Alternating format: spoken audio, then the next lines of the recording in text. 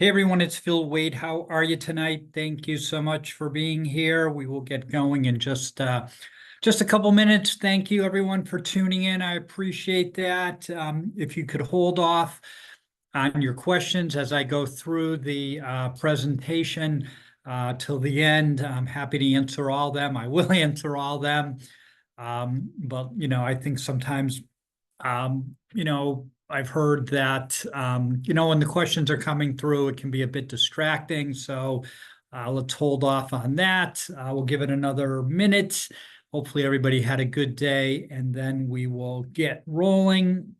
Thank you so much. We've done, kind of trainings every week. So all right. Looks like everybody's here. We may have a few late joiners, but um, we will catch them up if needed. All right. So, all right, let's just we're fully into this now for the most part. The kind of drop dead date is August 17th. So another 11 days. So soon, right? Many of the MLSs have already taken out the compensation field. So if that's an MLS that you belong to, then you need to be, adhering to the new rules now. But by August 17th, full implementation. So just a little background real quick. So, about a year ago, the Justice Department, there's a suit against MLS up in Massachusetts called MLS PIN. Basically, going after the mandatory offer of compensation. So the mandatory offer of compensation. So it was required that a seller offer something. It could be as minimal as $1 to the buyer's agent, right? And they lost. So that's the initial kind of first shoe to drop. And then if you remember, that's when, the compensation fields are still there, but now you don't have to you could put 0 in there, and that was now acceptable. So that was kind of the first indication that, things were not going the way that NAR had hoped. And then in September again of last year, Remax, Anytime Realty, which is Caldwell Banker, Century 21, ERA, Sotheby's, they settle.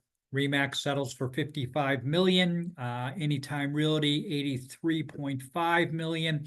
NAR and Berkshire Hathaway, Keller Williams, they decide to fight on, right? So, and then in October, jury in Kansas City, Missouri, basically rules against NAR, right? And awards 1.87 billion, right? A huge number, and it was treble damages. So excuse me, everybody was going to be on the hook for, what amounted to 5.4 million, but NAR says, oh, we're going to keep going. We're going to fight this. This is wrong. And then in March of this year, NAR enters into a settlement agreement, right? So they settle.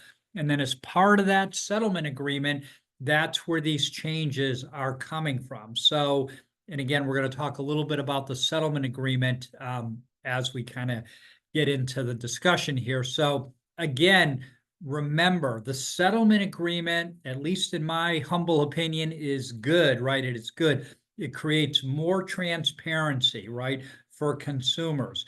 The big issue, right? The big issue was potentially, and this did not happen in the settlement agreement, but what the Justice Department, the federal Justice Department, what they wanted was total decoupling, meaning the seller pays their commission and the buyer pays the buyer agent. The seller is prohibited from paying the buyer's agent. Now, that didn't happen, but that's what they wanted. So again, right, they're still mucking around, the Justice Department. They're still out there. So we need to be compliant here, right? We need to adhere to the spirit of what is trying to be accomplished, right? And that is commissions are negotiable, more transparency, right? And if we do that, we should be good. Now, again, if we don't, the Justice Department may say, hey, we need to intervene. This settlement agreement doesn't go far enough. And they go to kind of what I call the nuclear option, which is buyers have to pay their own, buyer agent commission, which really would be terrible, and potentially, devastating for those that have a strong buyer agent practice, right? So, but the settlement agreement, and we're going to talk about exactly what that settlement agreement entails, but full implementation by August 17th. So it's coming. Get ready. I'm glad everyone's here, right? I mean, you guys are, putting some effort in, learning so that you are compliant. All right. So no later than August 17th, there will be no co-broker buyer agent data in the MLS, right? Many, the largest MLS that Dalton Wade belongs to, Stellar MLS, they implemented that today.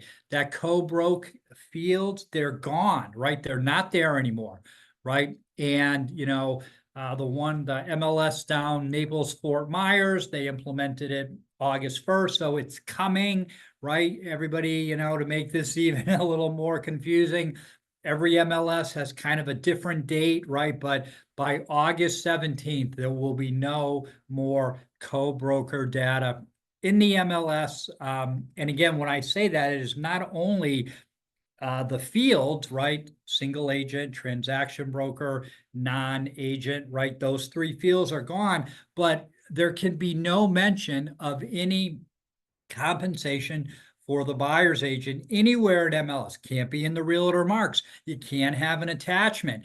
Very conservative. You can't be putting it in showing time, which is a link to MLS, right? Anywhere, that links back to MLS, there really shouldn't be any buyer broker information. Now, again, sellers can still offer buyer broker compensation. That is still allowed, right? It is still allowed, right? Sellers will still be able to offer compensation to buyer's agent. There's potential for third-party websites to display co-broke information, right? We're not going to be doing that because, again, does that really adhere to the spirit of what is trying to be accomplished, right? The more kind of workarounds, the more that this doesn't really change, the higher potential probability that the Justice Department is going to have a problem. And we don't want that to happen, right? So we want to be compliant, and we want to adhere to the essence of what is trying to be accomplished here, right? So once that co-broke data is removed from your MLS as a buyer's agent, you will now need to negotiate directly with the listing agent or seller to see if the seller is offering compensation. I believe that 90+% of sellers will still do that. Hey, it's not the greatest market out there right now. Things are a little slow. Interest rates have come down, which is good, but this is not 2020, 21, early 2022 when properties were flying off the shelf, right? No, it's difficult. And at least what I would be telling my sellers is, hey, we want to motivate those buyers agents. We want to bring those buyer agents and have them bring their buyers to your listing, right? So, and again, I wouldn't, if I'm out, doing a tour, showing properties, I've got 6 homes I'm showing, I'm not calling every single agent and asking them, are they offering compensation? I will only do that when my client says, hey, I like this house, I'm thinking you can make an offer. I would then call and find out, and hopefully they tell you, yes, we are, right?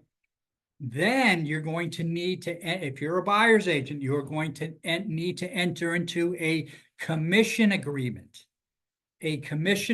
with the listing brokerage or the seller, right? As soon as that data is removed from your MLS to ensure we are paid. So again, we'll use the example of Stellar MLS.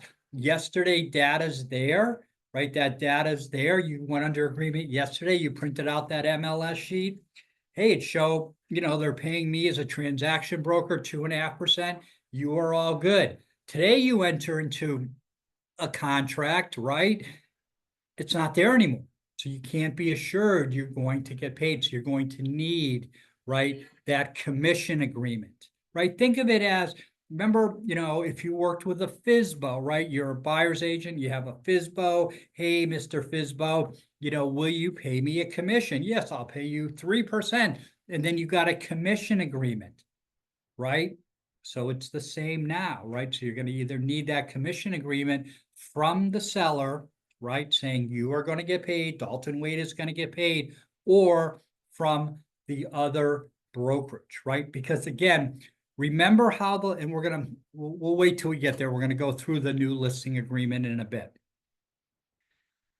Right, so the commission agreement will need to be signed by you or your broker, and then the other listing broker. So I am allowing Dalton Wade agents to sign on my behalf. You are agents, right, of me, right? So you can sign on my behalf, that buyer broker agreement, that, commission agreement, right?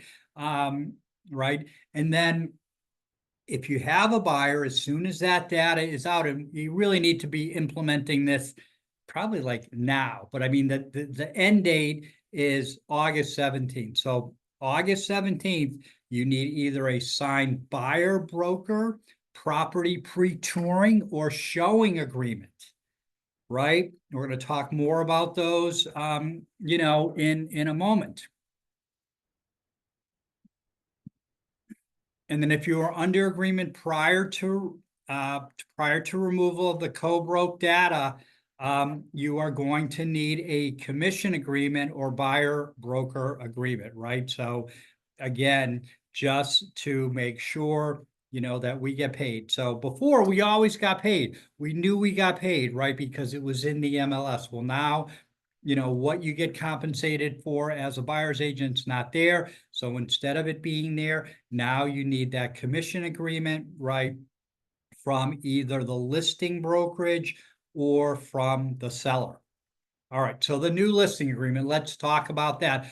So really what's changed is, so there was always Section 8, right? If you go and look, Section 8. So again, you go on a listing appointment now, right? You probably, this is what's in .loop. You're going to use this, right?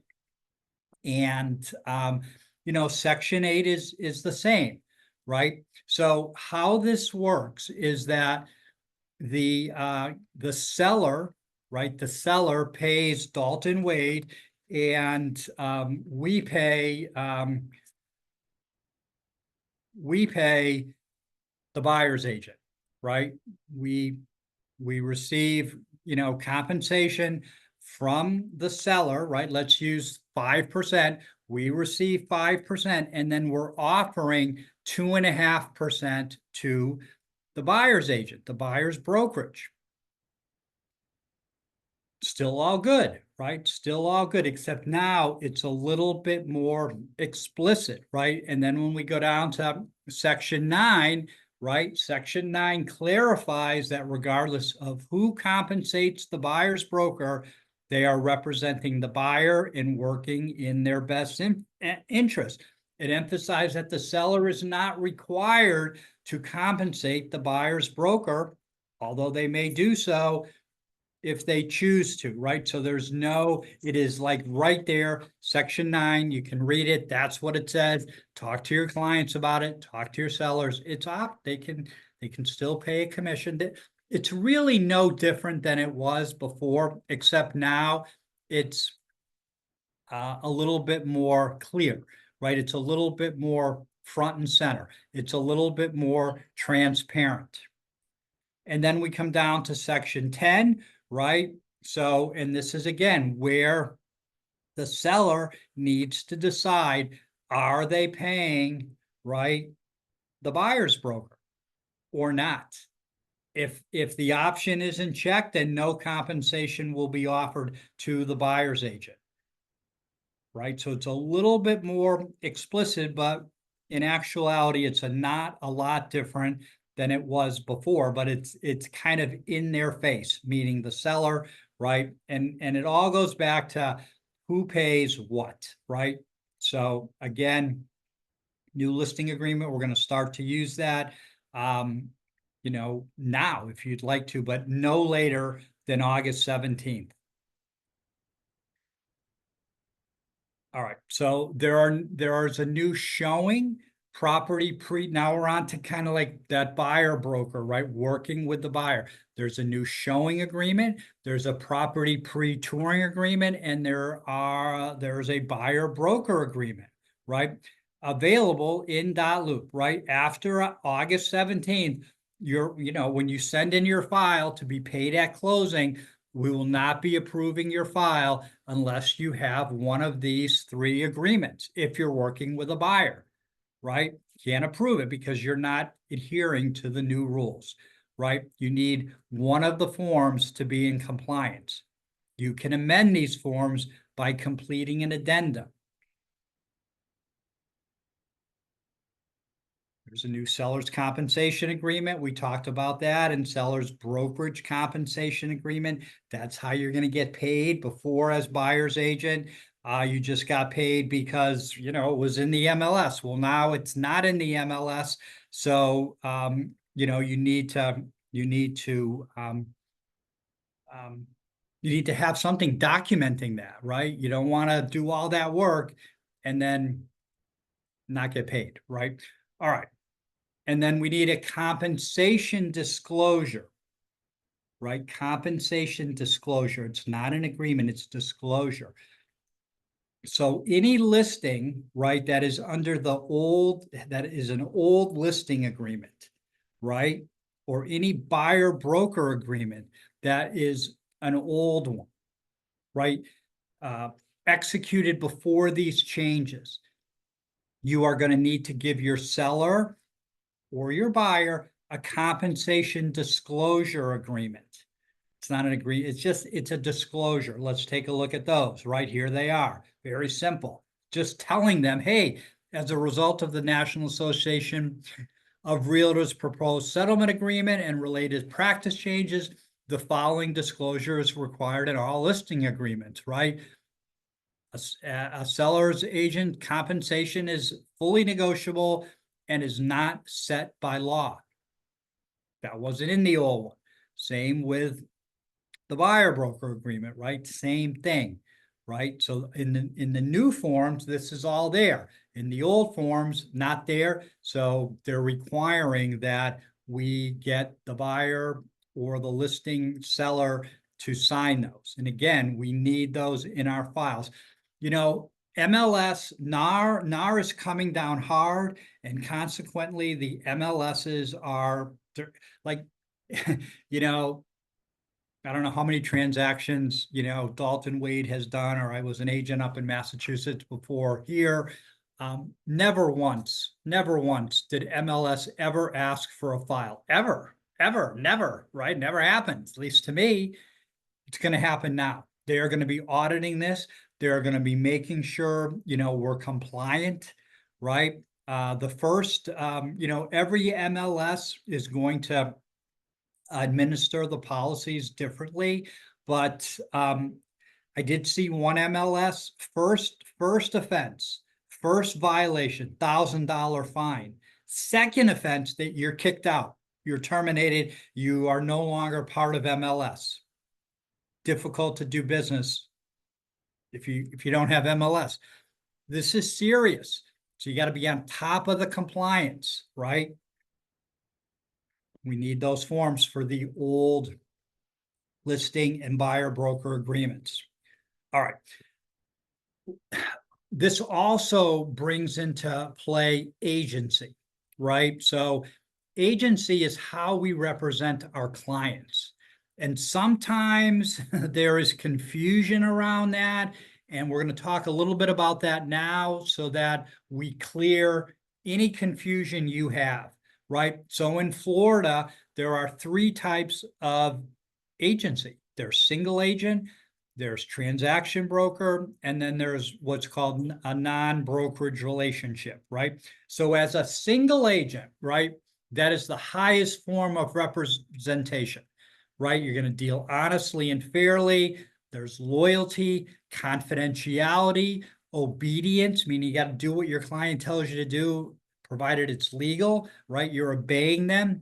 Full disclosure, accounting for all funds, skill, care, and diligence in the transaction, presenting all offers and counter offers in a timely manner, disclose all facts that materially affect the value of the property and are not readily observable.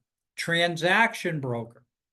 So transaction broker is the default. Whenever you're working with someone, ever, right? Anybody, you are a transaction broker unless otherwise disclosed, meaning you signed a single agent agreement or you signed a non-brokerage agreement. So I often use this as an example. FSBO, right? FSBO, you have a buyer, you call them up, hey, Mr. FSBO, will you pay me a 3% commission? Yes, I will. You send over the commission agreement. They sign it. Guess what? You are now working with that seller as a transaction broker. You are representing both parties. What allows us to represent both parties, and again, think of the brokerage, right? So it can be one Dalton Wade agent or one agent with, I know sometimes we have agents from other brokerages here, but so again, transaction broker is what allows us to have both sides of the transaction, whether it's one agent who has the listing and then finds the buyer, or two Dalton Wade agents. One started with the seller, the other brought the buyer, right? So when we're a transaction broker, many of the same duties are the same as single agent, dealing honestly and fairly, loyalty. Now here, there's limited confidentiality, right? Under a single agent, there's total confidentiality. Seller tells you, hey, we're selling because we're getting divorced, right? As a single agent, you can't tell the buyer's agent, right? They sometimes say, oh, why are they selling? Can't do it. Here, when you're a transaction broker, you might choose not to, but you could tell them, right? There's limited confidentiality. What has to be kept confidential when you're a transaction broker? What a seller will take, right? And what a buyer will accept, right? So you submit an offer, Phil's the listing agent. I call you up. Hey, thanks for sending in that offer. It's Friday at 5. Let's wrap this up. Let's get this done. Let's go under agreement now. What's your client willing to pay?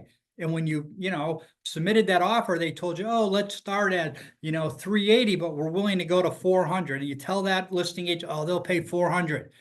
That would be a problem. A big problem, right? You violated that limited confidentiality. Again, what a seller will accept or what a buyer will pay always has to be kept confidential, right? Again, accounting for all funds, the same. Skill, care, and diligence, the same. Presenting all offers and counter offers in a timely manner, same.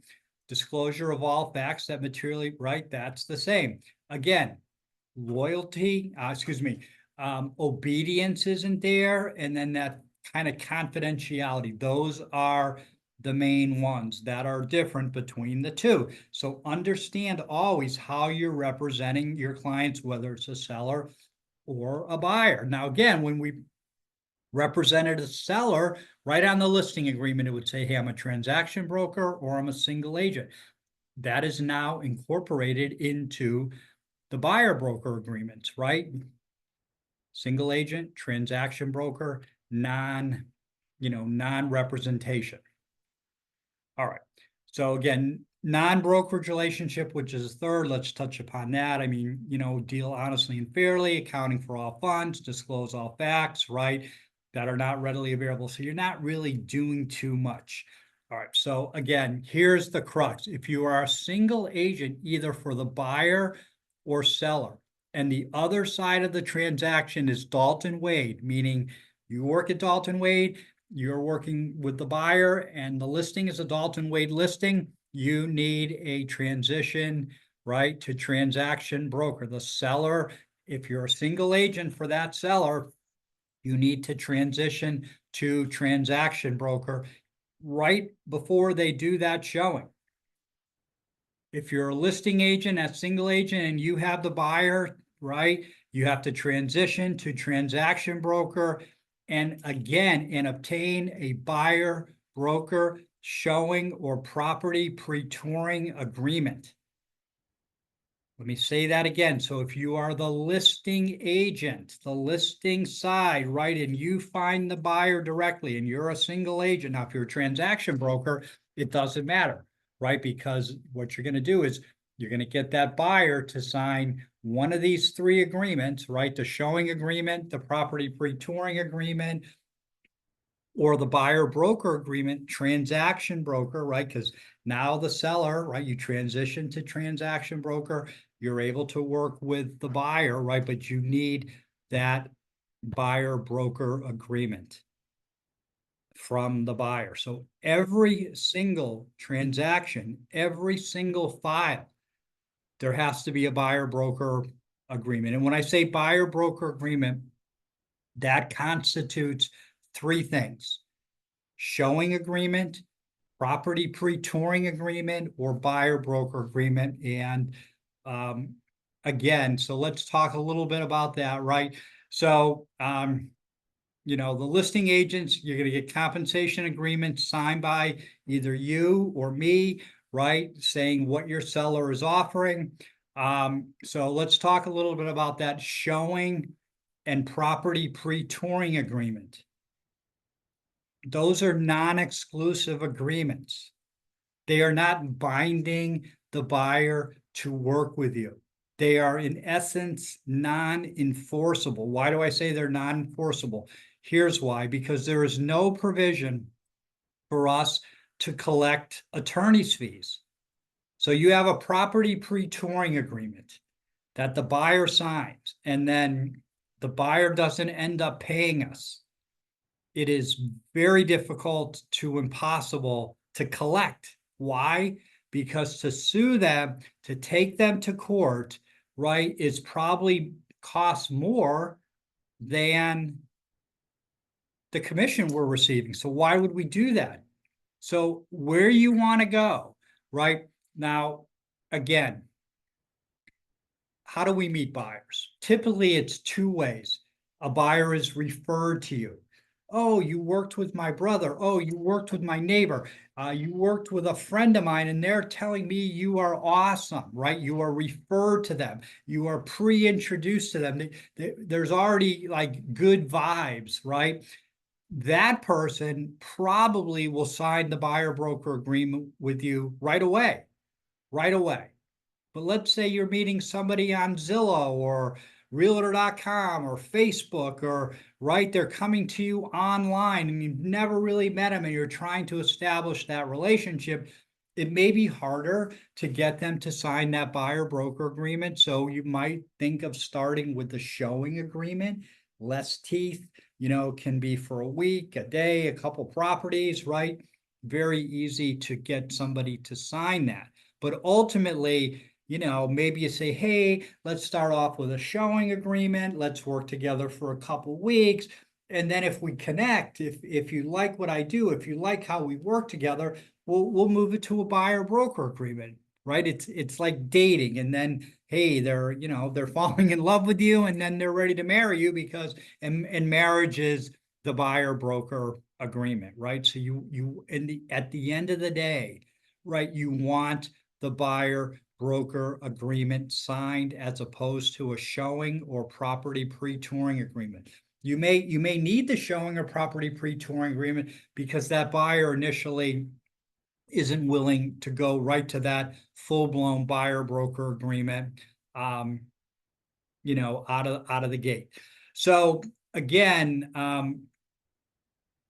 seller concession. Let's talk a little bit about that. Now, not every MLS is doing this, right? So, like if you're a brokerage and you're just in one MLS, whatever your MLS rules are, it's easy. I think Dalton Wade is in 25 MLSs and they're all doing it differently. It's driving me crazy, right? This one has this rule, this is how, right? So most MLSs is going to have a seller concession field. Right? Remember this, we used to put it, or we would put it in the additional terms. seller to pay $10,000 of buyer's closing costs, prepaids, and non-allowables, right? So now the concession, right, that seller concession can be used to pay your commission. Can be used to pay your commission. The buyer can allocate part of their commission, part of your commission, to be paid as that concession.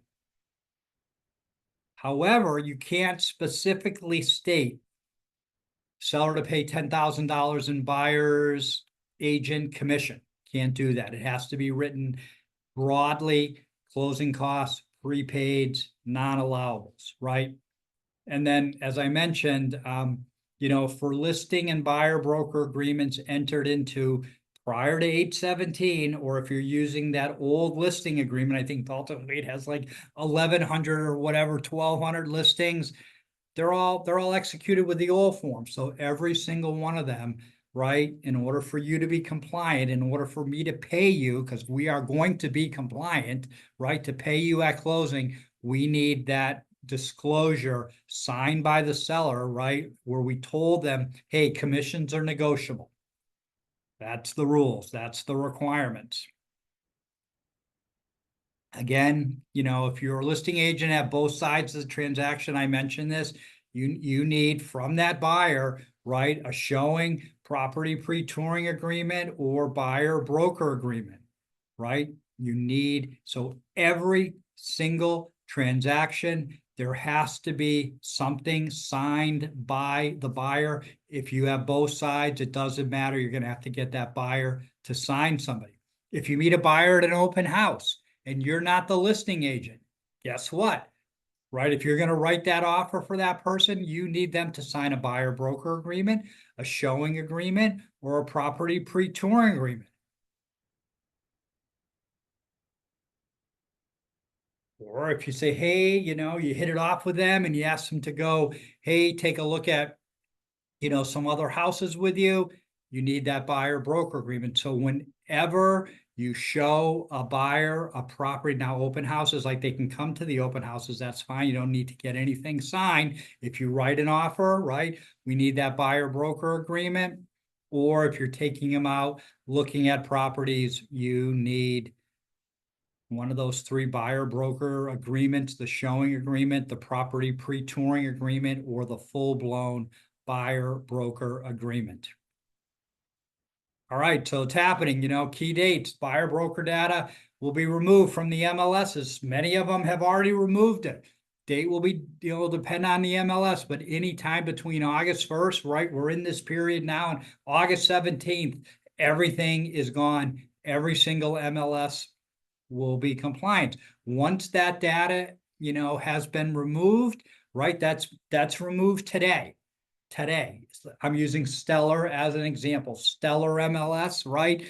Once today, you meeting a buyer for the first time and you're showing them properties, you need one of those three agreements: the buyer broker agreement, the property pre-touring agreement, or the showing agreement.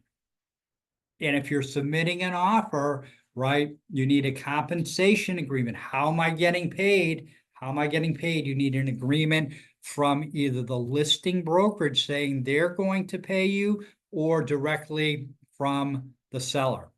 And again, if you're the listing agent, right, hey, have this signed. Now, obviously can't put it as an attachment in the MLS, but if the buyer's agent calls you up, hey, here it is, I got it signed, and you give it to the buyer's agent, you're all good. All right. Some other resources, if you want a little more information, NAR, just Google NAR Settlement Agreement. This is usually what comes up. They've got like 50 questions, 50 different scenarios, answers, right? Kind of giving you some examples of, how to comply. All right. So let me stop the sharing and open up the question. So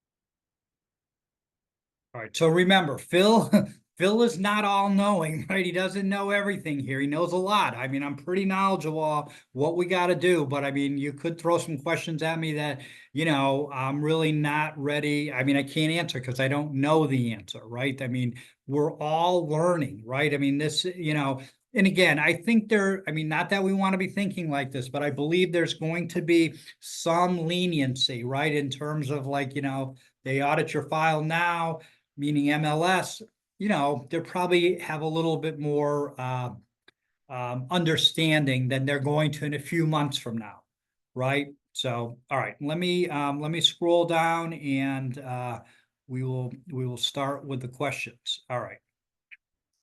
Thank you everyone for saying hello. Let me get to the first question.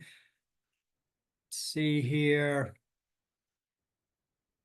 Yeah, I had asked everybody to stop. I mean, I mean, I can't see when I'm sharing and kind of going through the presentation, Denise. I know it's annoying. I asked people to wait, but they don't, they didn't. But anyways, it is what it is. So, all right, we got the AI assistant here. Let's see. All right, I'm just going to open all this up so it's a little easier for me to respond to these questions. All right, so Nicole says, hey, Nicole, for new buyer broker agreement, do we need a copy of driver's license to make sure they are telling their real name? Like that would be one that I mean, you can ask. I mean, why would they give you their wrong name? Like, I mean, and if they did, do you even want to be working with them?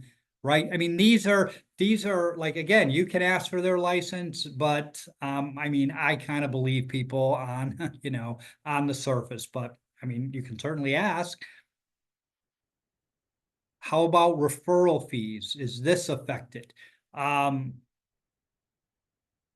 mean, I'm not sure how it would be affected. I mean, you don't need a buyer broker agreement for a referral fee unless you are, the agent being referred the client, right? And that client's a buyer.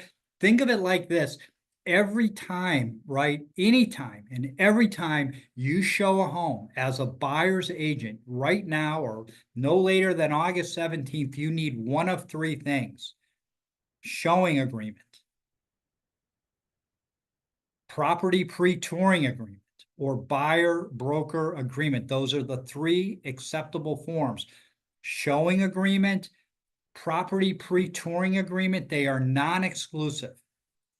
All they're saying is, hey, I'm showing you this home. This is what you would compensate me, right? There's, commissions are not set by law, but there is nothing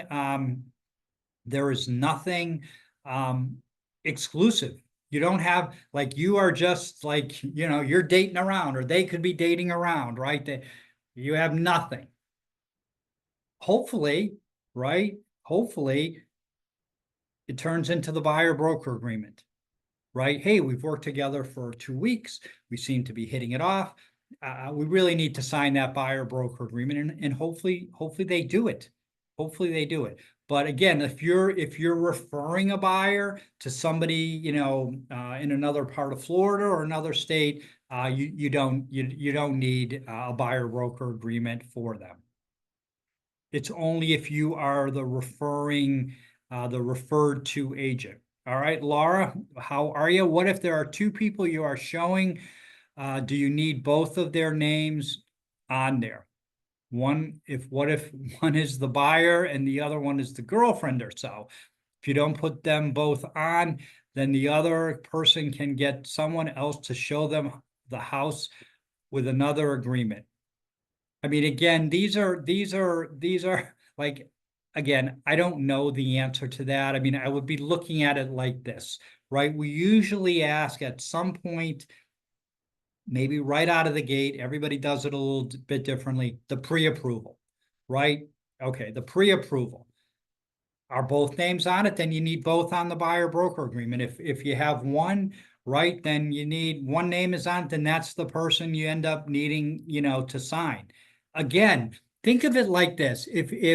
And I know there are a lot of, not a lot, that's not the right word, but there are a few dirt balls. So I'm going to call them dirt balls, right? They are dirt balls. And do you want to work with them at the end of the day? Is that somebody you really want to work with?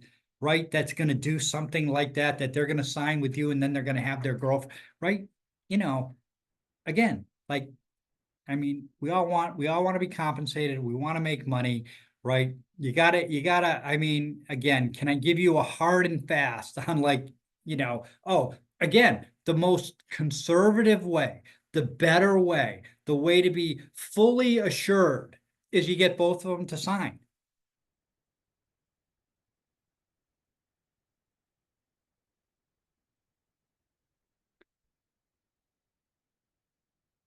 I don't believe I need to initial. I believe, it's just like a listing agreement. There, all I sign is the arbitration part. So again, you can, I'm giving you authority, and I'm doing that because I'm trusting everybody to do it correctly and to understand. And hopefully, we're not going to have any problems here by me, allowing you guys to do that. But that is how we're going to start, right? You can sign.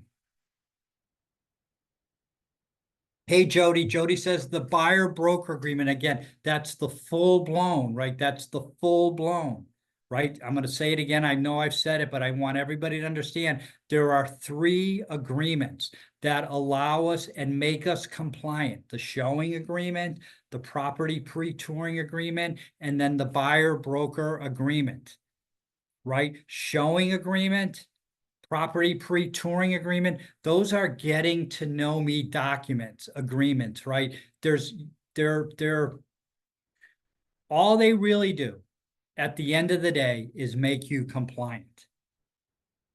That's it. They don't, really do much more than that. You sign that showing agreement or property pre-touring agreement, that person can go and work with somebody else. But if you get the buyer broker agreement, like Jody says, that's your insurance, right? That's the commitment. That's what you want, right? So you're going to try to get that right out of the gate or transition them from that showing agreement to, or property pre-touring agreement to the buyer broker agreement.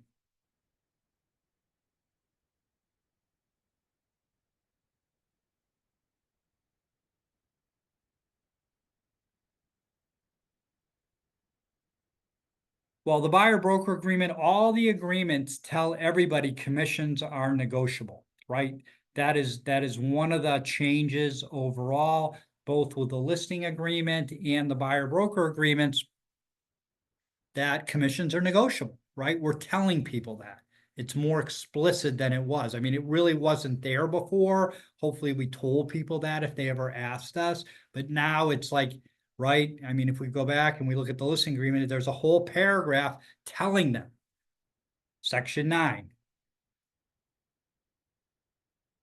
Do we need to have the commission agreement signed by the broker seller before we submit the offer? I would. I would. And again, you can't put in the additional terms like, seller to pay this, right? Can't do that. So yeah, you want to negotiate that, prior to submitting the offer. And again, right, a good listing agent, Sergey's a good listing agent, right? You're already going to have that. You already got it.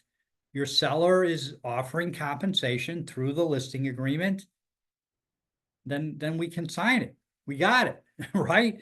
So again, maybe, we all know there's some, maybe not so put together agents out there, right? Maybe they don't have it, but you should have that. Every listing agent should have that. Or, hey, no, my seller's not offering any compensation. I don't know if anybody saw what EXP did, but EXP has come out with their own listing agreement, and they are taking a very, very conservative approaches. They are saying they are not paying any buyer broker commission ever anymore. Zero, nada. It's out for them. Now, how are you going to get paid as a buyer's agent? You're going to do it through the concession, right? I don't know if that's going to last for them. We'll see. Hey, Monica, how are you? So there is no guaranteed insurance you get paid, Jody, unless law firms start offering insurance. Okay. So again, Monica, there is no guarantee of anything in life, right? Of anything in life. But again, I mentioned this, hopefully we're dealing with people that are honest, right? Sincere, truthful, and they sign that buyer broker agreement and they understand that if the seller isn't compensating, you as a buyer's agent, then they have to, they have to. But again, I think, and you guys are out in the field. I'm just sitting back here, trying to keep everybody happy and educate them and grow the business, right? But you're in the field, you know what's happening. I mean, I looked again, they've taken the mandatory compensation. I mean, that we had to offer something, right? In MLS before it was taken out. Most every listing still offers compensation. You know, I mean, my practice when I was an agent primarily was, I mean, I went after FSBOs, right? And think of it like this, like listing agents, they're kind of emboldened now and they think they're the bomb diggity, but what I used to hear from FSBOs was bring me a buyer, and I'll pay you 3%. And they used to put that thing right in MLS and pay 99 bucks. So maybe the listing agents are the ones that need to worry. Who knows? You got to come up with your own strategy, your own business model. Different models. Did I like EXP say we are not going to offer any buyer agent commission as a rule unilaterally at the brokerage? No, I didn't do that. And I mean, I think one of the great things at Dalton Wade is you do your business and you do whatever you want, provided it's legal. You want to charge somebody 1% on the listing? Fine, have at it. You want to charge somebody 4% and offer 3% to the buyer's agent? Great. Great. You want to charge $6,000 or $5,000 a flat fee to work with a buyer? Awesome. Awesome. Awesome. So let's not be afraid. Let's attack this. I commend everybody being here. Let's be knowledgeable. Knowledge is power, right? Understand how this works. What I'm thinking is in 3 months, if we do this webinar and everybody shows up again, well, I'll say, oh, not all that much changed. Not all that much is different. That's how I think this is going to go, but we'll see. We'll see. We're getting there. All right, let's see. Hey, Diane, can you communicate with a listing agent in showing time and ask what compensation is and once you set the showing? Yeah, I mean, you can communicate with them however you want, text, email, through showing time. I would be a little nervous. I've gotten this question. I'm not getting a definitive answer from anybody. Can we put in showing time what the commission is? What the commission is? Showing time links to MLS. I think some of these kind of finer points we'll find out. So we send a commission agreement to the listing brokerage first, meaning before the offer is submitted. No, I mean, you can send it to them, but they should be sending it to you, Diane. They should already have it. If you have listings and you're a Dalton Wade agent, get that commission, and your seller is offering compensation, get that signed now. Right? You have it. Give it to the buyer's brokerage. Hey, I'm thinking of putting an offer in. Oh, here's what we're offering. Here it is. I emailed it over to you.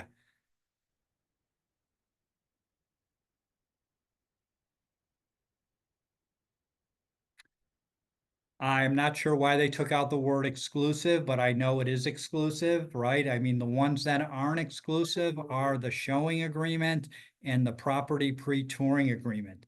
Those two are not exclusive, right? So you don't really have much. All you have with those is you're compliant. You've met what NAR wants us to do. But do you have anything of any real substance? Do you really have any commitment from that buyer? Not at that moment. Maybe you'll get that commitment as you begin to work with them.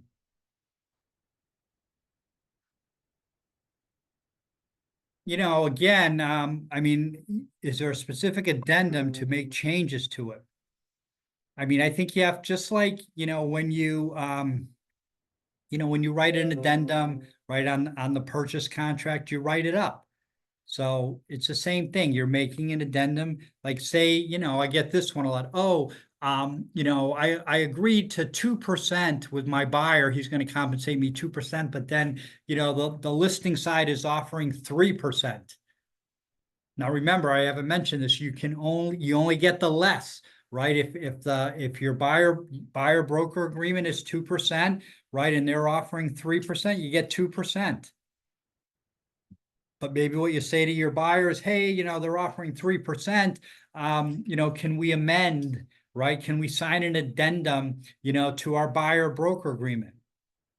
And basically you write up the addendum, buyer broker agreement entered into August 20th. Compensation, was 2%, is now 3% to, Dalton Wade. They sign it, we sign it, and we've amended it.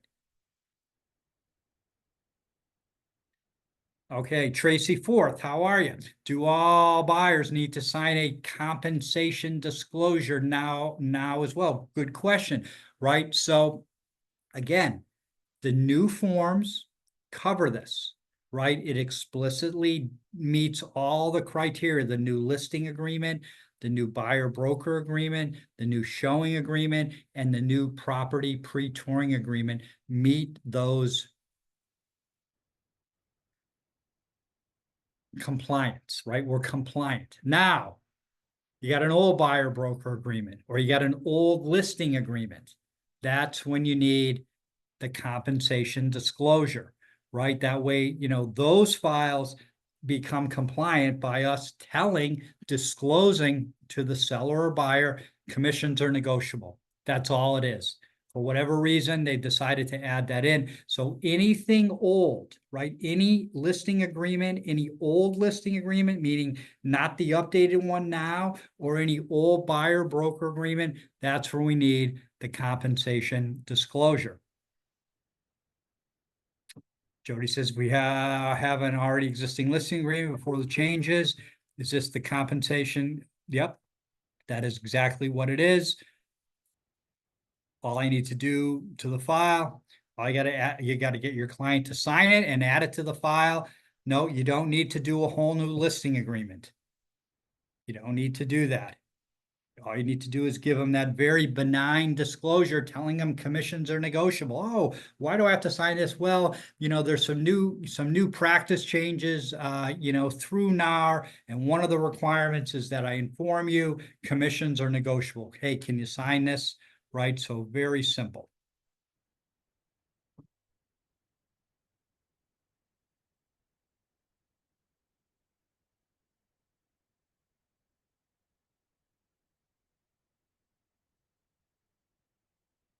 Christina Jenkins, down there in Sarasota, says, do we need to sign these compensation disclosures if we have not? No, you don't.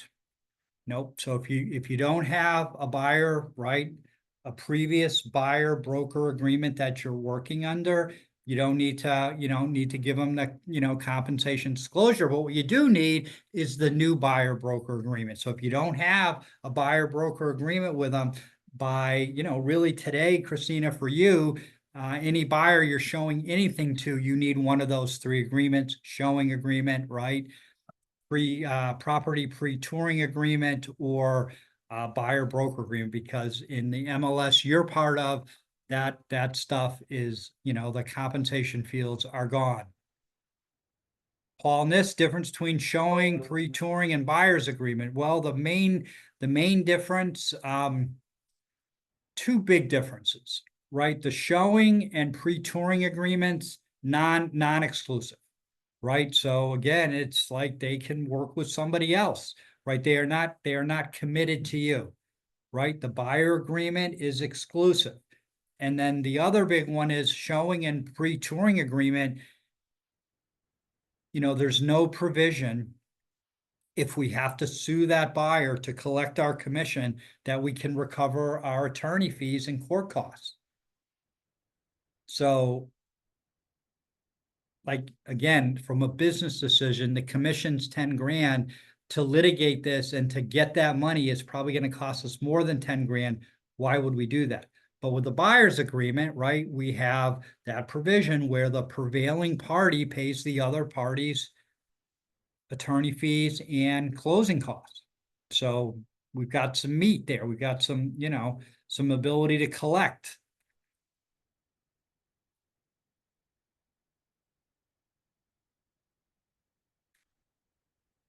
Right. Okay. All right, Laura. So we need to get a buyer broker. No, we don't. If you already have somebody signed up, right?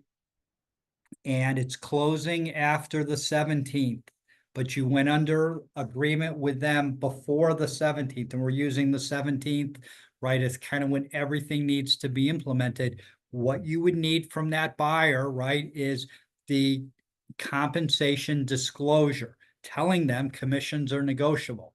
And right. So again, depending when you went under agreement, let's just say, we'll use Stellar as an example.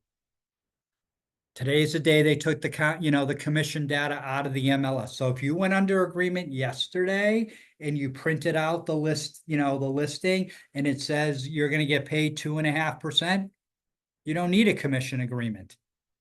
I mean, you could get one, but you don't need it. You go under agreement, you're in Stellar, you go under agreement today, right? That commission data is nowhere there, right? How do you know you're going to get paid? You're going to get a commission agreement. Either it can be, there are two of them, one signed by the seller, right? Or one signed by the listing brokerage saying they are going to pay you. Again, and I know this is confusing for people, and this is one of the, but I don't know, maybe it's 6 months ago, 5 months ago, we had a pretty top Keller Williams agent come over, and I look at her listing, there's some issues on the transaction. I look at her listing agreement, 3% for us, 3% for the buyer's agent. She's working for zero. The seller pays the brokerage, and then the brokerage pays the buyer's agent. Or the seller isn't paying the brokerage, they're paying us for being the listing agent, but they're not paying us to pass that money through to compensate the buyer. Then you need, in that case, a seller commission agreement, or in the other case where the brokerage is having that money come through them onto the buyer's agent, you need a broker to broker commission agreement.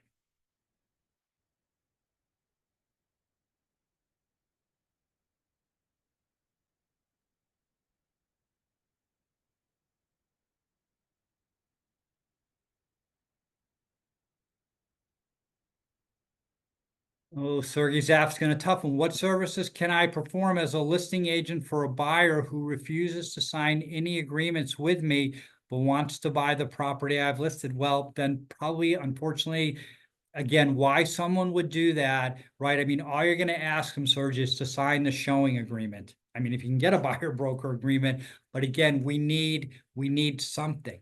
We need something that tells them, again, what they're trying to do, meaning NAR and the settlement. They want everybody to know, like, here's how it might have worked before. Hey, let's keep them in the dark, meaning the public. Let's keep them in the dark so they don't know what we're doing and how we're getting paid and why we're doing that. So we can take more money from them, right? We can take more money from them. Oh, why is the seller paying the buyer's agent to negotiate against him? Does that make sense? That's how it was.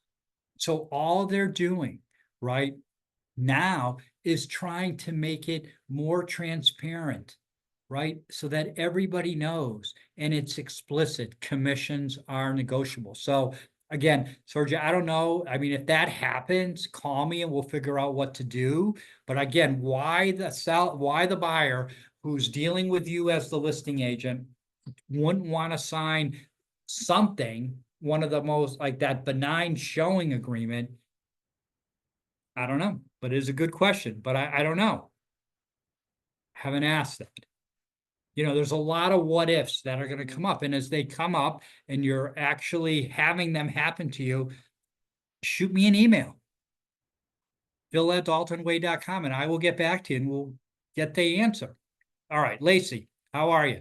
On the compensation agreement, seller's broker to buyer's broker for my current listing, number 4 term, defaults to 30 days. What is exactly supposed to go here? Is that the length of closing? The seller will agree to paying compensate. So if we put 30 days, that means the seller is demanding a 30-day close.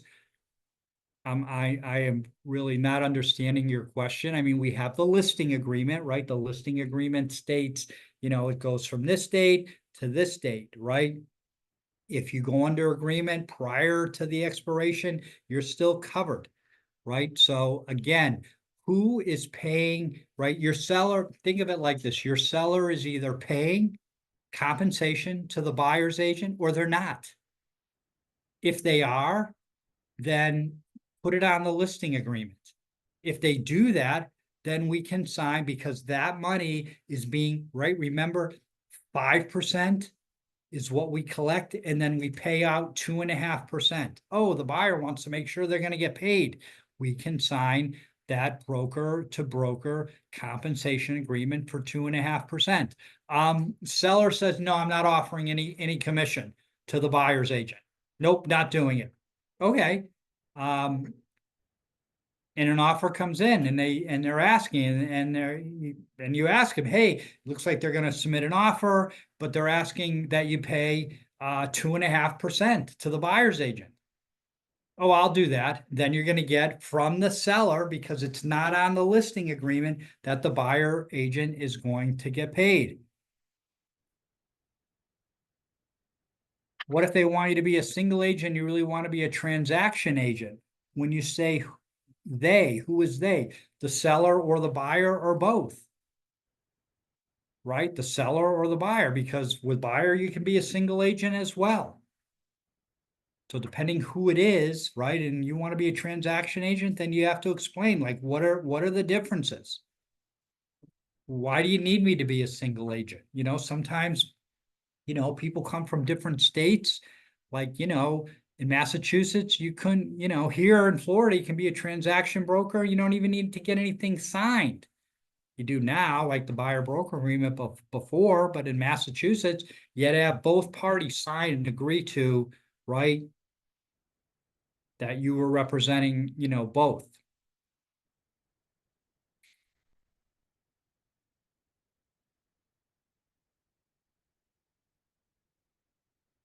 Well, yeah, I mean, I think again, Sergey, if you get to that situation where it's your listing and the buyer is unwilling to sign the buyer, you know, some form of buyer broker representation, then you need to call me and we need to figure out what we're going to do.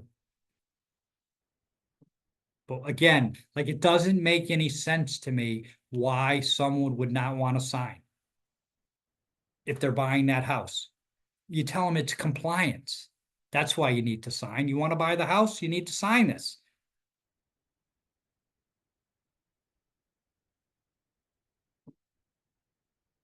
Absolutely not. Donna says, are we able to say in the realtor remarks, please see my website for further agent information? Again, I would say no. Again, I think here's the thing, right? And why did they make them take it out of MLS? Why? Why? Because the Justice Department, the attorneys that sued NAR and won, believe that this is what they believe, that the buyer should pay their own commission to their buyer agent. So the more things that happen, right, to dilute this settlement agreement, trust me, the Justice Department is still, they're not done with us. They are not done with us. They are still there and they are still looking and they are still mucking around. And if they conclude, oh, this settlement agreement is nothing but a sham, they're going to put more drastic measures in place that none of us want. That none of us want. Adhere to the spirit of what they're trying to do. So again, that buyer's agent, they can call you. Everybody, it's a level playing field. It's not like your listings don't have it and other listings do. None of them have it now.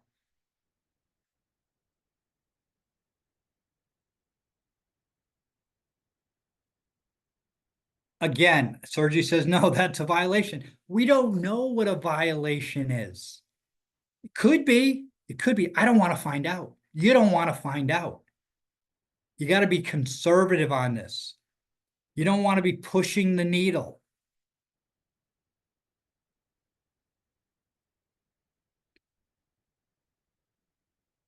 All right, Sheila, how are you? I believe it would be in the best interest for my seller to not put the buyer agent compensation up front. Instead, can't I tell the buyer's agent that the seller is willing to compensate the buyer's agent and ask the agent to put it in the contract so we can negotiate the amount that the buyer agent receives? Once the amount is determined, then get the seller to buyer broker's agreement signed. All right, it can't go in the contract. It cannot go in the contract, right? You cannot be putting in the additional terms, seller to pay 2.5%. Can't do that. That's an ethics violation. Can't do that. So again, everything needs to be negotiated up front. If your seller doesn't want to offer compensation, that is their choice. That is their right. Maybe, maybe they want to go the way EXP is telling all their sellers to go. We're not doing that. It's out. You want to pay the the buyer's agent, give them a concession. Well, the one problem with the concession is now the house has to appraise for more if they're getting financed. Andrew Kane, how are you? Thank you for being here. What verbiage do we use when asking for the concession? The same as we've always used, right? Seller to pay, some agents like to use a percent of the purchase price. I always like to use a fixed dollar amount. Seller to pay $10,000 for buyers' closing costs, prepaids, and non-allowables, right? It cannot mention your commission, right? Can't mention your commission, but right, they got a $10,000 concession from the seller. Your commission $7,500, $7,500 out of that 10,000 goes to pay you. Perfectly fine. Perfectly fine. It just can't specifically state when you're writing that it's going to pay for the buyer's agent commission.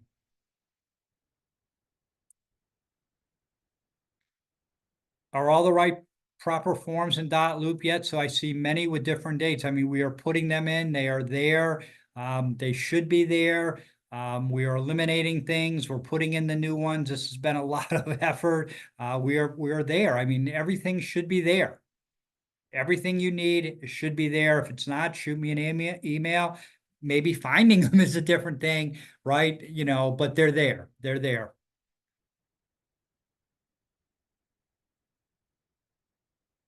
So let's see, Mike said, so if it has been under contract prior to the rules, we still need to go back and have one of these signed. Even if when you say one of these, I'm not sure what one of these are. Here's what you need. If you are under agreement, right? And I'm going to refer, there's the old listing agreement and there's the old buyer broker agreement, right?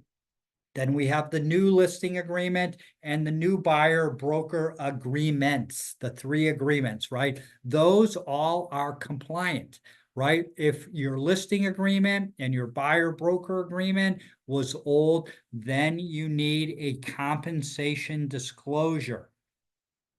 It's just a simple disclosure where the seller or buyer acknowledges commissions are negotiable. That's it.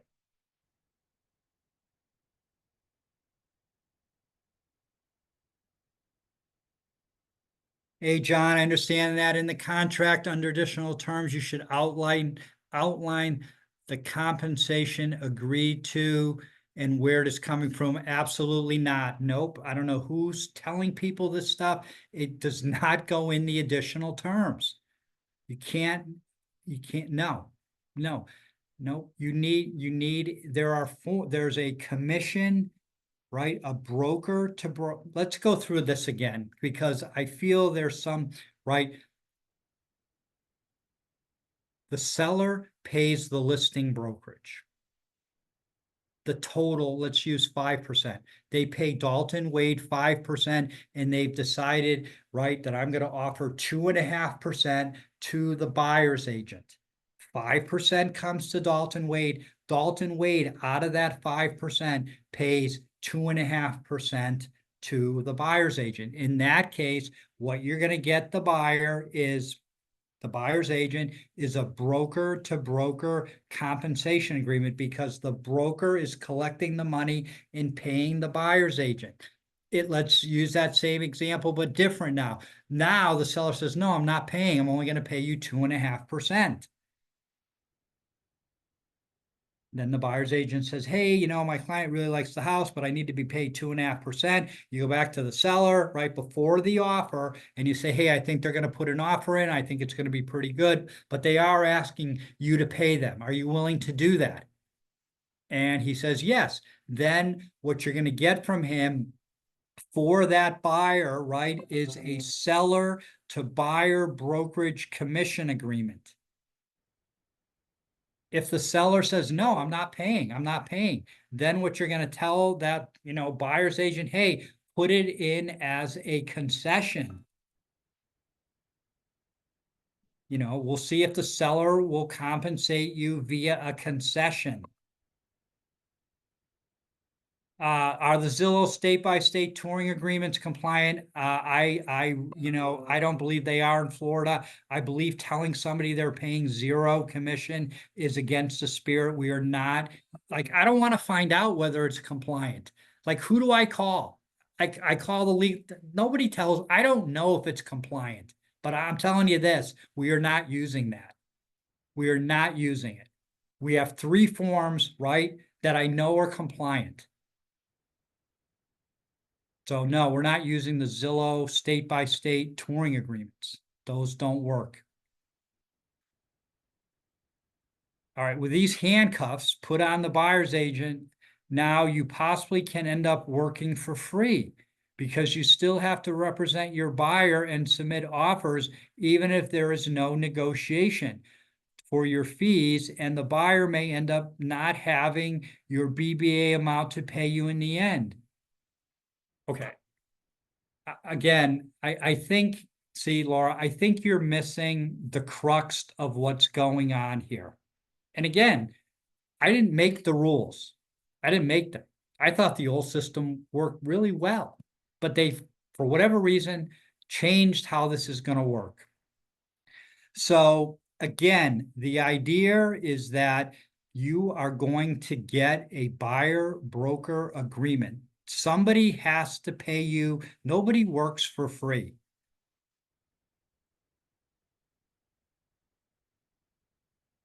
If the buyer says, look, I'm willing to sign this, but at the end of the day, I don't have this, then you better find him a house, right? I mean, somebody, and I have to find out if this is acceptable. A couple people have mentioned this. Can in the buyer broker agreement it be written, I only want to see houses where the seller is offering a commission to you, buyer's agent. Then that's, they can't buy a house that doesn't have, buyer agent compensation, because they can't pay you at the end of the day.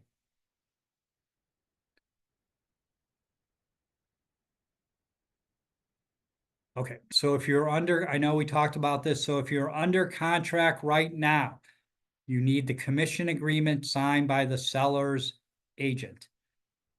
You can get that, but you don't need it. You don't need it. If you print it out, and when we say under agreement right now, right? I know Donna's in Stellar MLS. Stellar MLS today, right? August 6th, right? You go under agreement today, you need a buyer broker, some form of the buyer broker agreement and a commission agreement from the seller or the listing brokerage or a concession. If you're under agreement yesterday, then all you need is the printout to show they were offering compensation and will get paid. And then you need a disclosure for your buyer telling them that commissions are negotiable. That's it.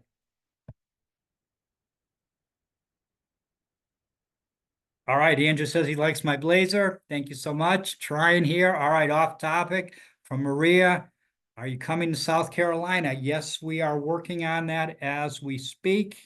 Yep, we are doing that. A couple more states. We just started actually yesterday in Texas and Tennessee. So, but South Carolina is teed up for next. So it's about 60 to 90 days away.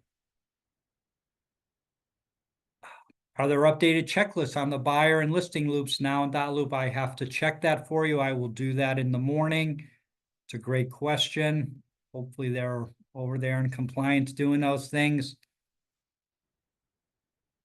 Are the needed forms available via Stellar? I would imagine they are, right? I imagine they are. I mean, when I go to, look at forms, I mean, I just click on form simplicity and I go to their library. I know they're there, but they're in .loop. All the forms we need, are in .loop. Great question, Diane. All right, great question. If this is all right. If there is extra percent left, does the seller agent get it? What Diane is referring to, right? Let's go through the example, right? The seller is on, you got 6%, right? Three for us, right? And then we're offering 3. And then on that buyer broker agreement, they're only being compensated 2.5%. So again, some of these finer points, we're going to have to work through them because, I asked the legal hotline, well, how do we know what the buyer's agent is compensating their agent? Can we request that? We can request it, but they don't have to give it to us. Meaning the buyer broker, agreement, the showing agreement, right? They don't have to give it to us. Here's the thing. If at the end of the day, we'll use that, 3 and 3 example. But at the end of the day, all that the seller is paying the buyer's agent is 2.5%. You need a listing modification. You need an addendum lowering, maybe you lowering that 6% to 5.5%, 3% for us, 2.5% for the buyer's agent. Maybe the seller says, oh, Diane, you did a bang up job, right? We'll still keep it at 6, 6% to Dalton Wade, 2.5% to the buyer's agent. Then you would make the extra 0.5%, but you can't just like sneak it in. You got to have them sign off and adjust the listing agreement.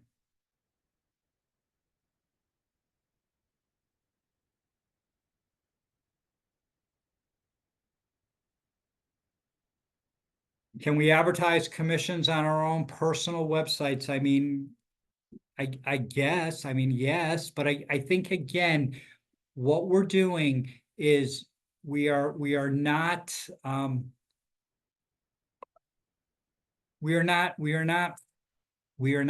adhering to the spirit, right? I know some of these questions come in, prior to me talking on some other questions, right? We're not adhering to the spirit, Monica, right? Again, here's, when they decided, let's take the data out of MLS, but it can be other places. Oh, that's the workaround. That's the loophole. The Justice Department is looking. They're looking. So can you put it there? Yeah. But does it really matter? I don't know. Is it going to be helpful or is it more a liability where everybody's doing that? And really all they did is they switched it from being an MLS and now all that commission data is somewhere else. And right. And I don't know. I don't know, we're all working through this.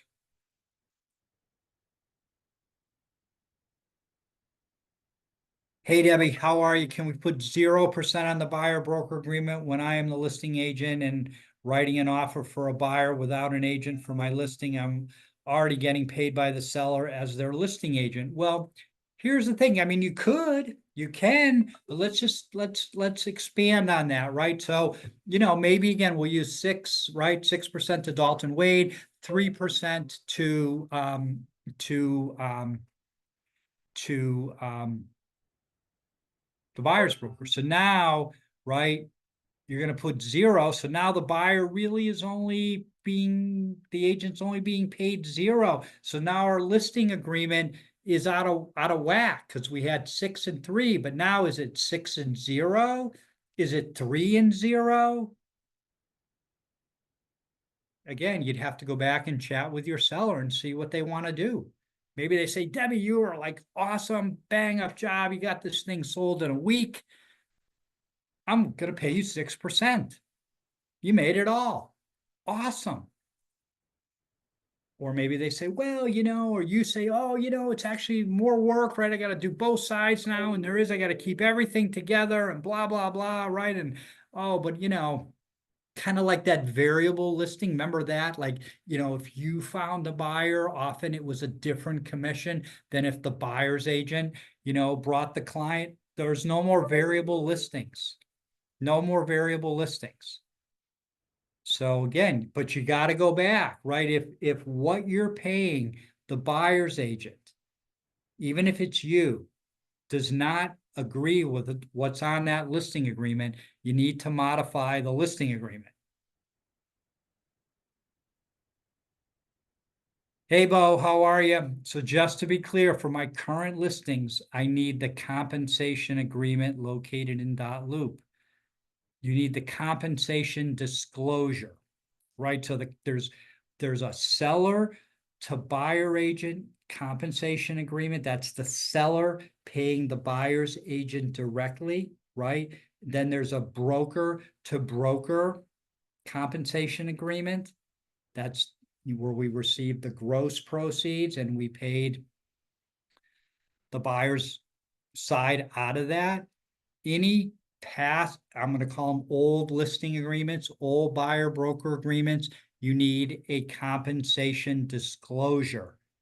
It's a disclosure. It's not an agreement. It's just telling them commissions are negotiable.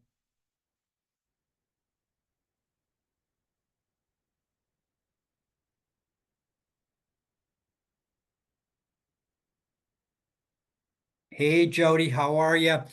My question is, I have a listing agreement already signed and they have agreed to cooperate and pay a buyer's broker in the listing agreement that has already been signed, executed, and not expired. Is there anything we need to do in this situation? You nailed it, or just the seller's compensation disclosure. That's it. That's all you need. That's all you need. Hey, Zoki, how are you? Do I need your signature on the buyer, broker, or similar before showing the house? No, you don't, but you need to sign. You need to sign. I'm authorizing, at least for the moment, everybody, you guys can sign on my behalf. Similar to how you do it on the listing agreements, right? So you can sign that. Hey, Holly, how are you? Who do we upload one of the agreements to? To .loop. Touring agreement. There is no touring agreement. There's I feel that Zillow touring agreement, why they came out with this, it just makes things more confusing for people. We have the forms. There's 3 forms. We know they're compliant. They're the state forms, right? So we just upload one of those agreements, right? You go under agreement, you're in Stellar, Holly, you go under agreement today, right? You need a buyer broker agreement, right? One of those 3 agreements, and you just put it in your file.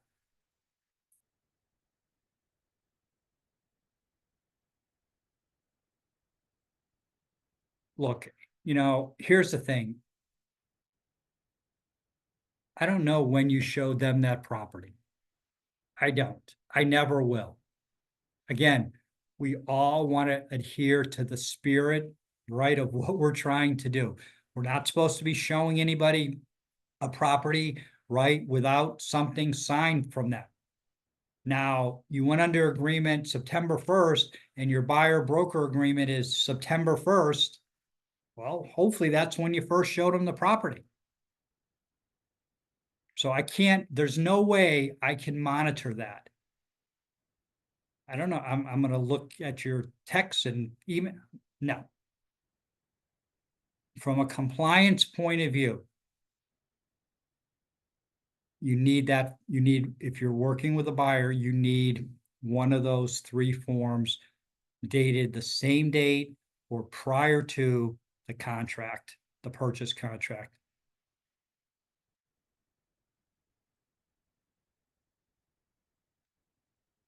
If the seller won't pay commission, is there verbiage? Yeah, absolutely. There is verbiage in the buyer broker agreement for the buyer to bring commission at closing. Absolutely. But again, remember, that's why, like, if you're using a showing agreement or a property pre-touring agreement as kind of like your final agreement with that buyer, you know, again, are we going to show that to the title company and then like the closing's not going to happen? I don't know. I don't know how that's going to happen, but technically, yeah, the buyer's supposed to pay us. I mean, guys, think of what they wanted. That's what they wanted to, they wanted to outlaw sellers paying any buyer agent commission, period, period.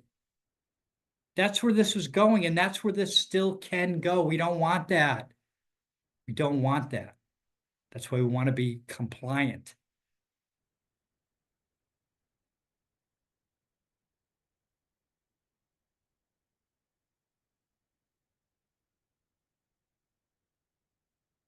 Hello, Susie. On the listing agreement, can I still say 5% commission, 2.5 to me as listing agent? No. Nope. No, there is no more of that.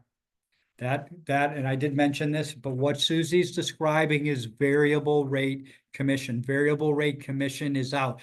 For those that don't know, variable rate commission is, hey, if there's a buyer's commission, a buyer's agent, right, involved, then the commission to the seller is one amount. If there isn't, it's another amount, and that's a lesser amount.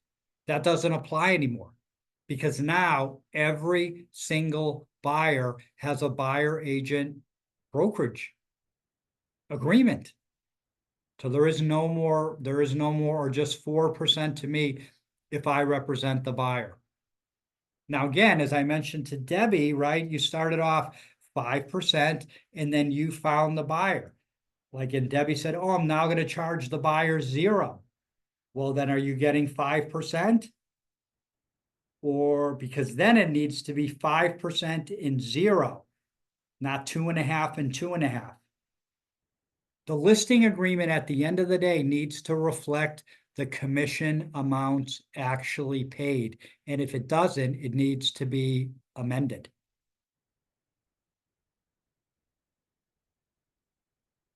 Hey, Rod, how are you? I think we've talked about that. You guys are able to sign. We're good with that.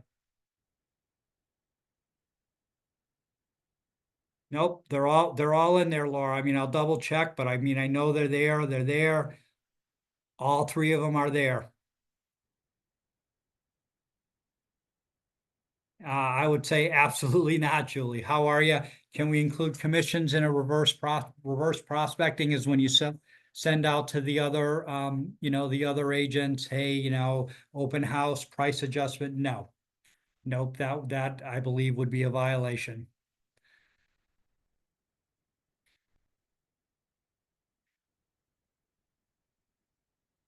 If the buyer cannot afford to pay a commission, we agree to not see homes that are not offering commission. Are we still able to call the agents to find out, see, we are not wasting our, yeah, I mean, absolutely.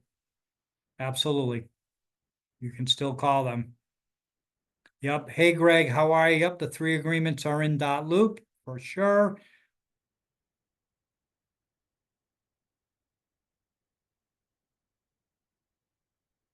Caroline asked, do you need to create a loop every time you're signing a touring agreement or one of the three agreements? Well, no, I mean, you're gonna have, hopefully one, again, like if you signed a showing agreement and then, it converted to a buyer broker agreement, then you probably can put both in your loop. But again, you just need one, like it's an agreement that covers multiple properties.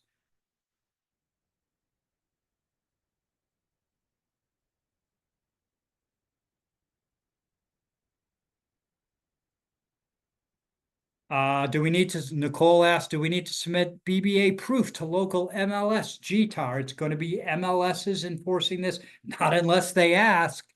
I mean, if they ask, yeah, we got to gin it up. And you don't have it, you're going to get fined. If you use that Zillow pre-property tour on me and, you know, we didn't approve your file and they tell us that's non-compliant, then I'm going to get fined and I'm going to pass that fine on to you. So let's hope they don't call too much. Let's hope they're not like going crazy with auditing this.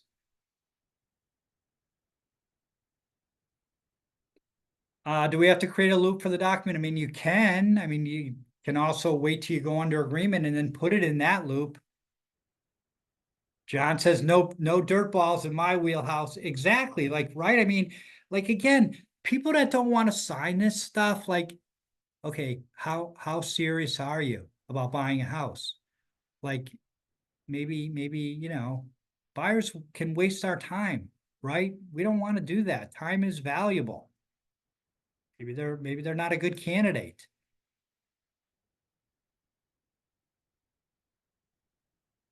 Hey Tara, where do we find the three agreements? Specifically just a single property showing one in Alabama. I'm in Alabama.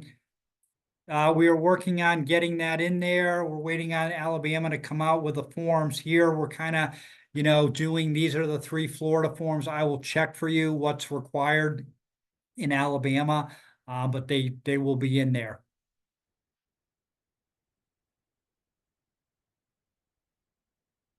It's the buyer broker agreement. I mean, it's the buyer form, the buyer loop, or the seller loop if it's the listing agreement.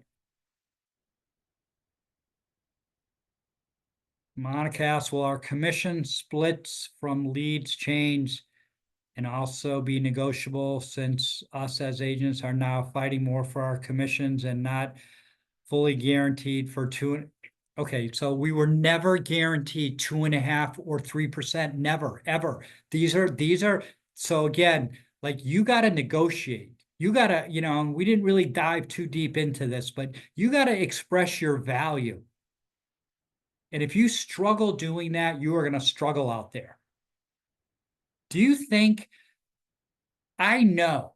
And again, so much of what happens is after, right? We sign somebody up and then they find out what we do and how good we are. Right? Everybody focuses on the commission, right? The commission. Again, I mentioned I worked a lot with FSBOs. Bring me a buyer and I'll pay you a commission. What sellers need to focus on is how much money I get at closing, not the commission. I can give you numerous stories, but here's one of my better ones. FSBO got his house listed for $525. He does have no idea what he's doing. His house is worth $575 to $600,000. Me and my client, I was the buyer's agent. We had been out there. We knew what stuff was valued at, and this guy is significantly undervalued his house. Oh, I didn't pay a listing agent, and I saved 2.5%, but I threw away 50 to 75 grand because I am stupid. Same with buyers. You're going to work with the listing agent? You're gonna kind of be unrepresented.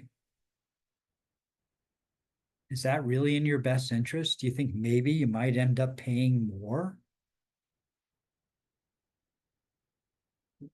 I saw a guy, when he bought a house, because I ended up getting his listing because he had to sell it, he grossly overpaid. I'm like, who is your buyer's agent?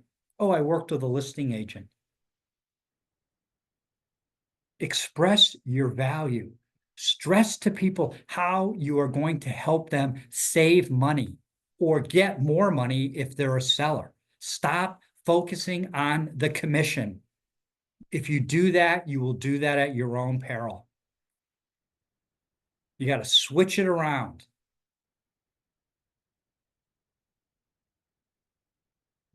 Promote yourself. You guys, many of you are very experienced agents out there helping people. That's what this is about. You know, this all changed because of bad actors in our profession that felt entitled, guaranteed. That's what now again, if you communicate that and you can sell yourself to get 2.5 or 3%, right? Awesome. But why? Oh, well, I get 2.5 or 3% because of this, and that. I mean, I know that contract, I don't know if anybody, it's a few weeks now, we had that, how to present yourself as a buyer's agent, right?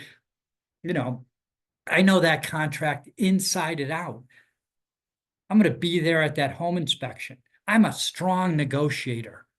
I got your back. And at the end of the day, I'm going to get that house purchased for you as little as possible. And I'm going to make the experience as good as possible, as smooth as possible. And if you can communicate that to people, they are fortunate to be working with you. All right. Jason says, ask the buyers when we find the perfect home for you, how you like to title the deed in one name or both names, then have both buyers. There you go. Certainly a way. Thank you, Jason. Sasha says, showing agreement, property pre-touring agreement, buyer broker. Those are the three things we need. One of those three things to be compliant. Sylvia Gordon, please make a loop with all three agreements and seller compensate. They're already there. They are in dot loop. If you have trouble finding them, Dalton Wade support, call them. They will point you in the right direction.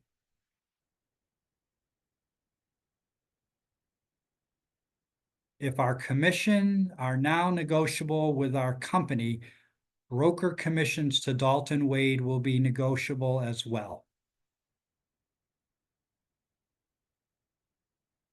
No, I mean, that's not what this is. I mean, I think sometimes we lack an understanding here. Like generating leads is not like inexpensive. In fact, most times I lose money on that. I just want everybody to know I lose money. I invest. So there's nothing to negotiate. Again, these changes have come out for a reason. And really the reason is greedy agents that basically don't care about their client and only care about themselves. I'll give you an example. One of the things that was really problematic is the ability, and I don't believe we can do this in Florida, but in many states, buyer's agents, they can sort the listings by commission offered. Steering. I'm going to steer them to that 2.5, 3% listing. I don't care. Maybe that house that really is the best house for them is only offering 2%. But I need to make 3%. And I'm going to get that from the seller to my buyer's detriment. I'm only about me.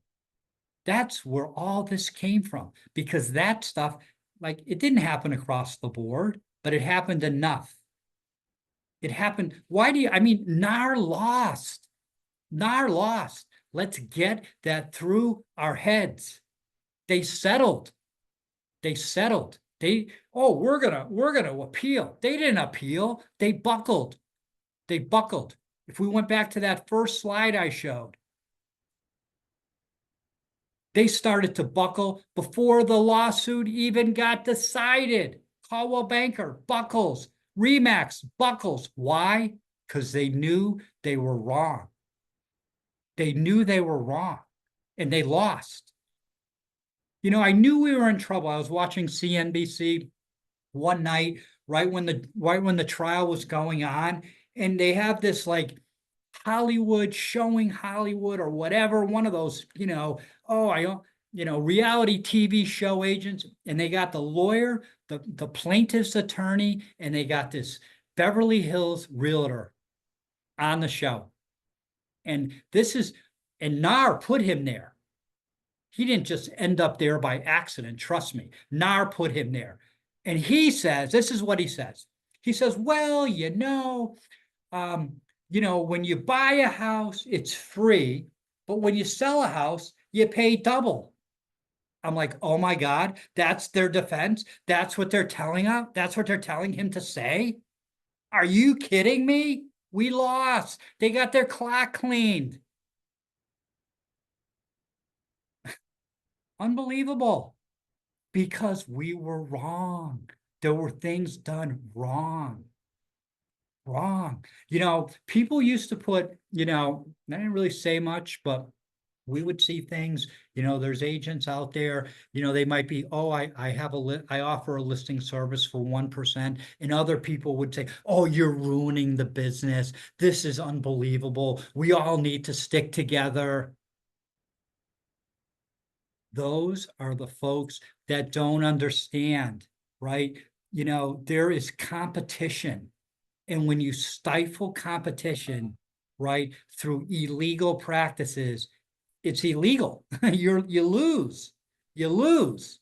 And we lost. So get on board. Don't be afraid.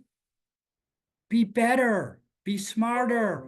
Show your value. And if you can't do that, well, I mean, maybe it's, got to hang it up. I don't know. I mean, hopefully that's not going to happen. I'm not hanging it up. Trying harder. But do you get the point? Commissions are negotiable. When you added everything up that NAR did, you took it all together. Have to offer a buyer agent commission, Mr. Seller. Can't use the lockbox system. A listing sorted by by commission paid. Oh, I'm a buyer's agent. My service is free. You work with me, I'm free. You're not free. You're not free. The seller paid. And guess who paid the seller? The buyer. So get on board, understand what's going on out there, and kick some butt. And if you don't, then, I think you're going to struggle. You're going to struggle because there'll be agents out there. Most experienced agents do not feel that there's much of a change at all because they're confident in their abilities. All right. Do you think savvy buyers will start going? Dumb buyers will do that. Do you think savvy buyers will start going to listing agents directly to save costs? No, because again, the listing agreement, maybe they will. I don't know. Maybe they think that, but again, like saving costs. Okay, I saved 10 grand, but I ended up paying 15 grand more because that listing agent took advantage of me because I don't know what I'm doing. Did they save? No, they didn't. That's the whole thing. That's what we have to explain to people. It's not the commission. That's where people get hung up because the commission, everybody knows, but you don't know how much you're going to end up paying or how much you're going to end up receiving. Just like that FISBO. Yeah, he's smart. He saved. Yeah, he saved. It was a $525,000 house. I got 2.5% on him as the buyer's agent. When I showed that house, and again, my client found that on Zillow. Did he call that guy directly? No, he called me because he knew, right, that him doing it alone, he's in danger. That's what smart people do. Not so smart people, cheap people. Yeah, you may lose some of those, but they're doing that at their own peril. But you, right, us as buyer's agent, we need to explain to them, like they don't know how this works. They don't know the process. So we're trying to help educate them. But the message, right, is to sellers, I'm going to get at closing, you're going to get more money if you use me as your listing agent. Because that's really what counts. If you're the buyer's agent, hey, even though you're paying, nobody works for free, but I'm awesome. I'm very knowledgeable. I'm going to buy that house for you for less than you would if you did this on your own. Plus, make it a heck of a lot easier and make sure nothing goes wrong. All right, Preston, when explaining BBA to my buyer, can I say yes, you're responsible for compensating me for service if the seller is not offering compensation, but we can always try to negotiate with the seller to make a concession. Absolutely. Absolutely. And even if they're not, I mean, again, if they're not offering, maybe you can ask to offer like outside of the actual offer. Maybe they'll be ready to offer at that point. But yeah, you can definitely use the concession, to have them pay your commission for sure. All right, Maria, with these changes, does that mean we have to negotiate with the buyer to pay my commission if I'm representing them, since I never know if the listing agent or the house they like will be offering? Okay. All right. So think of it like this. We are no longer able to show a buyer a home without a signed buyer broker agreement. When I say buyer broker agreement, that is one of those three agreements: the showing agreement, or the property pre-touring agreement, or the agreement with more teeth, the actual buyer broker agreement. So before you show them a property, they are already agreeing to compensate you. Then you're going to say to them, okay, but I'm going to really try, to get the seller to pay this, either directly through the brokerage or as a credit back to you so you can pay me and you don't come out of pocket.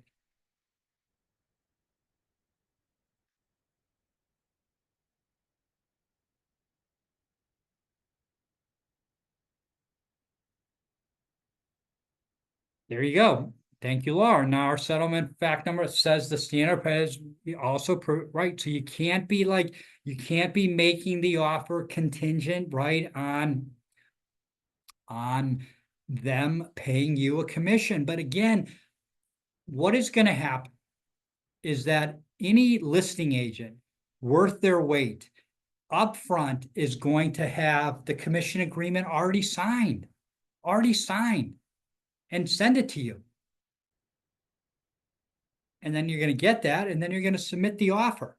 And if you're a listing agent and you have listings, you need that. So that right, you're going to make it, one of the nice things, and don't get me wrong, one of the nice things about the system, previous system, very frictionless, right? Easy to do business. This is a little more challenging, requires a little bit more, but we'll get used to it. We'll get through this.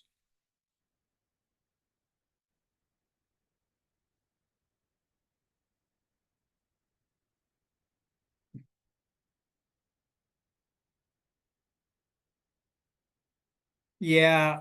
Hey, Lorianne. Yeah, again, Lorianne's asking about the legal hotline, and showing time. Again, you know, you can go into Zillow, you can edit your listing. You can go into realtor.com, you can edit your listing, put that compensation data in there. Again, I think that goes against the spirit of what everything is trying to do, right? Everything should kind of be negotiated offline, meaning they're going to call you. If you're the listing agent, you're going to tell that buyer's agent what it is.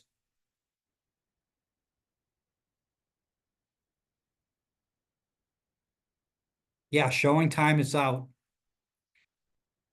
Because again, why is it out? Why is it out? Here's why it's out: because they're fearful. Everybody's fearful that this isn't over. Why did EXP do what they did? Because they believe that's what's going to happen, that eventually they're just going to say, hey, the seller cannot pay the buyer's agent. Now, again, they can give a concession, so it's kind of just becomes semantics.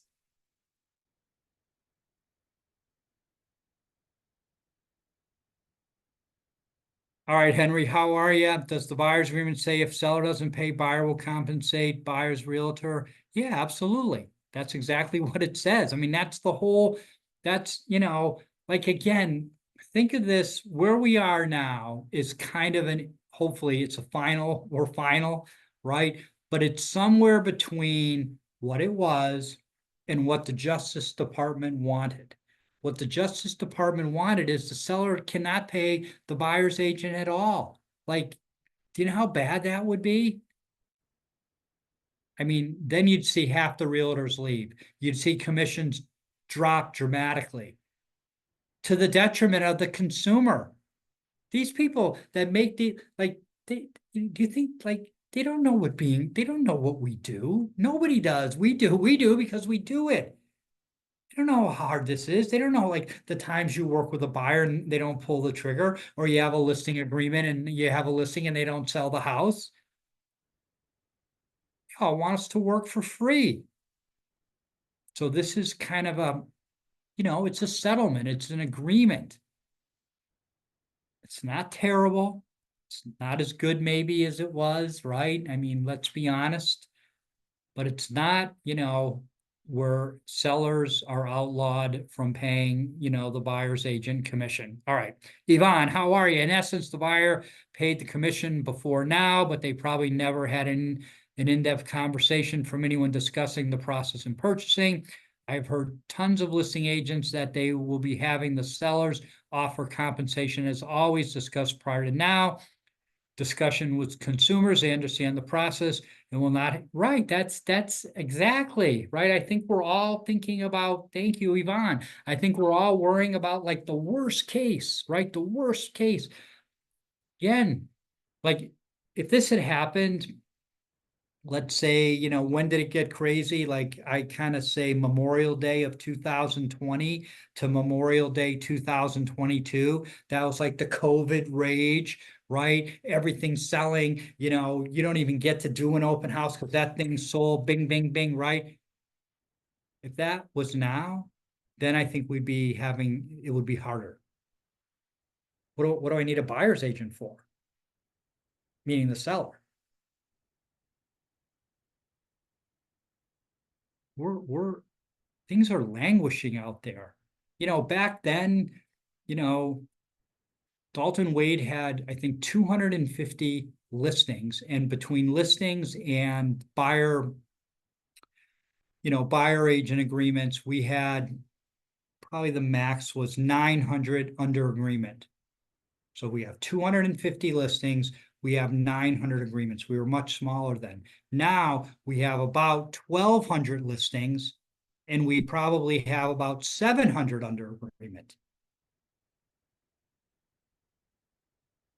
It's not as active. Sellers need buyer's agents.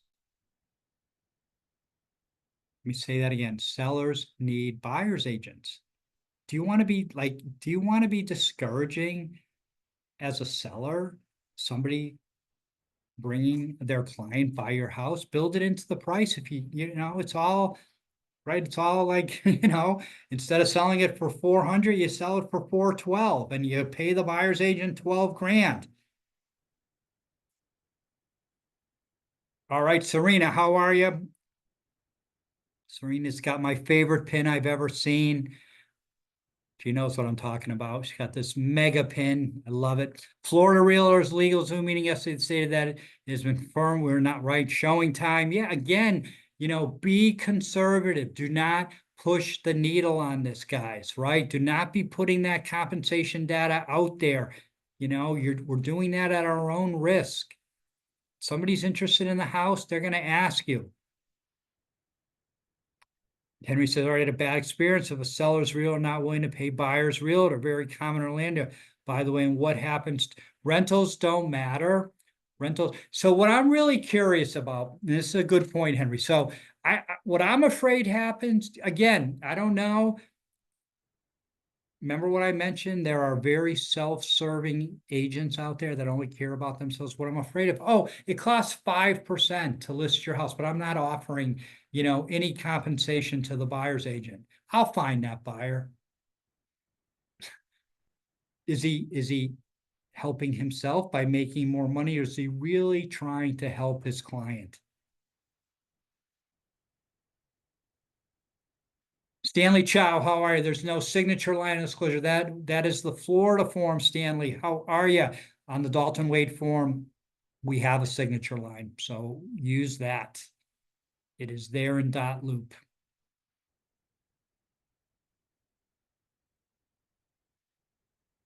Hey, Joe, how are you? If a buyer has to pay commission, can it be financed? Yes, it can through the seller's concession, right? It can be financed, right? So it can be paid via a seller's concession, seller to pay $12,000 of buyer's agent closing costs, prepaids, non-allowables, and then out of that 12, Stellar added a field, right? Stellar added a field where you can put concession.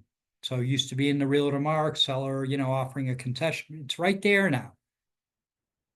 So yeah, I mean, they can, so when they do that, they're financing it.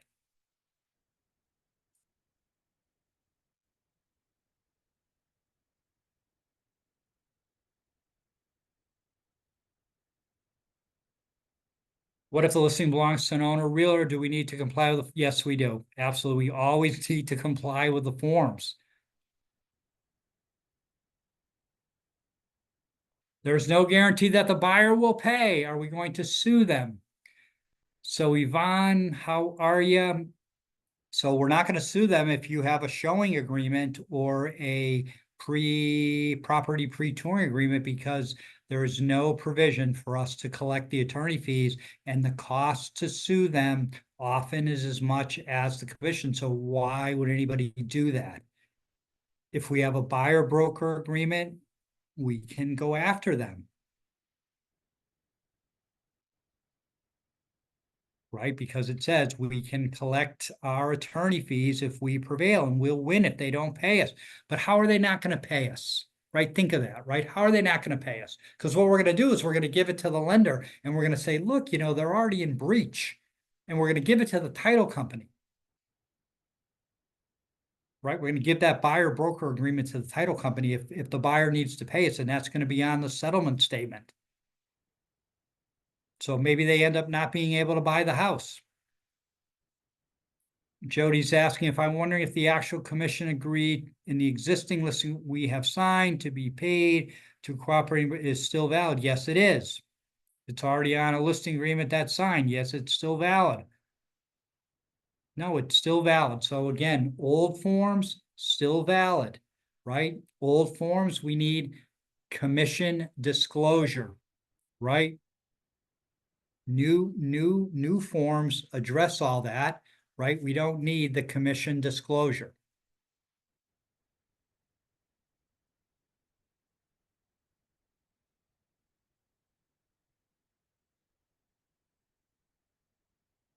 The compensation disclosure is out.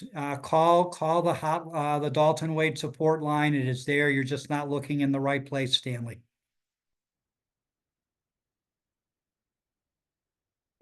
On existing listings, do we need the commission agreement in addition to the commission disclosure prior to getting an offer? Yes, you will. You will, unless you're under agreement now. If you're under agreement now using the old form, you still need the compensation disclosure.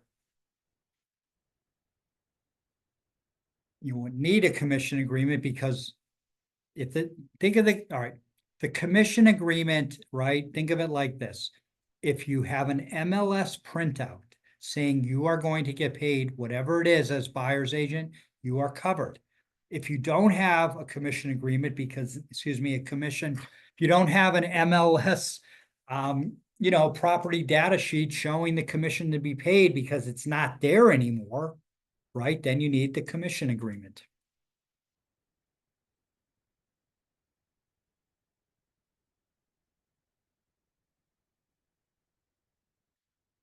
Hey, Yvonne, is the buyer broker required for vacant land?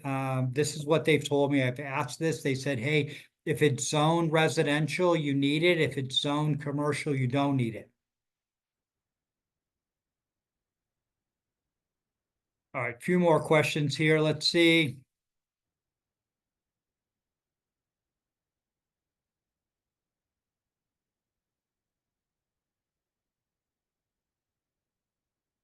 Yeah, I mean, again, if they, right, I mean, if you're just showing the property again, I mean, I believe that's what it is, right? They've called you, then you don't need something, but if you're putting an offer in for them, you need something in writing.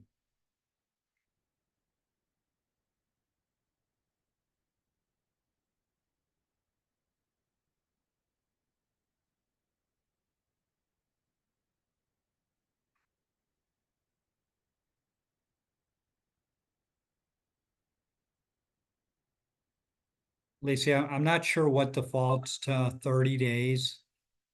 So I'm having difficulty with your question. If you want to call me tomorrow offline, I'm happy to work through that with you. Hey, Heather, I'm under contract with buyer, so I just need them to sign buyer compensation, the one showing per NAR settlement. I did not get a buyer broker agreement. Right, you didn't need a buyer broker agreement before they took the data out of the MLS. So if you went under agreement while the data is still in the MLS, you don't need a buyer broker agreement. All you need to do with that buyer is get a compensation disclosure. Stan, I'm not sure what the 30-day period you're talking to is, so if you can elaborate on that, maybe I'll be able to answer that question.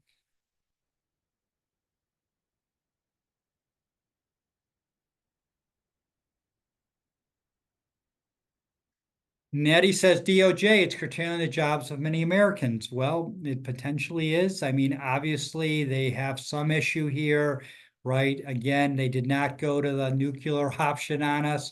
We just, again, what I'm hoping, guys, I don't know if any of you remember TRID, right? That's when they had all these mortgage changes and closings are going to take 60 days, and they didn't, and everybody adapted, right? So I think that's what's going to happen here. You know, again, if you have questions as you're going through this, call support, call me. We're here to help you. Rental properties don't apply, Maria, so you don't need anything there. Nora says, my client daughter and son are going under contract with a builder who owns a land and selling land in a P2P loan for custom home builder. What disclosures are required for this builder and land listing agent? Well, since it's a residential land, you're going to need a buyer broker agreement, with your daughter and son-in-law. If you're already under agreement, Nor, then you just need to give them that compensation disclosure so that they know commissions are negotiable.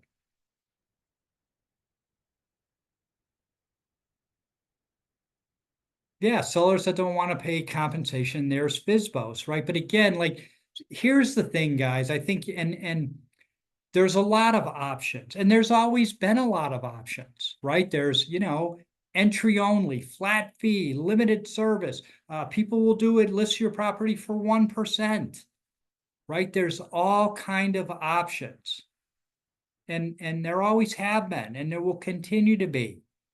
Again, what you have to explain as an agent is what you do, right? And if you're working with a seller, how I am like, think of it like this.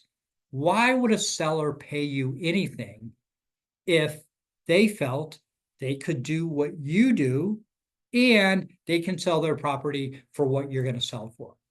Well, that makes no sense. Why would anybody do that? Why are 97% of sales through a realtor? Why? Because selling your home is hard on your own. Do you think a seller, a FSBO, if they got 3 offers, they're going to know to go to highest and best and drive that price up? Absolutely not. I don't even know some agents. Oh, let's just take that offer. That's the best offer. You got to get good at what you do. You got to hone your craft. You got to be better, stronger, more knowledgeable, and express and communicate your value to your sellers. And then for your buyers, yeah, you can work with a listing agent. You do so at your own risk. That's what I would be telling buyers if they want to, oh, I get a better deal. Get a better deal with a listing agent. Maybe you do, maybe you don't. Maybe you end up paying, 15 or 20 grand more than you would have if you worked with me.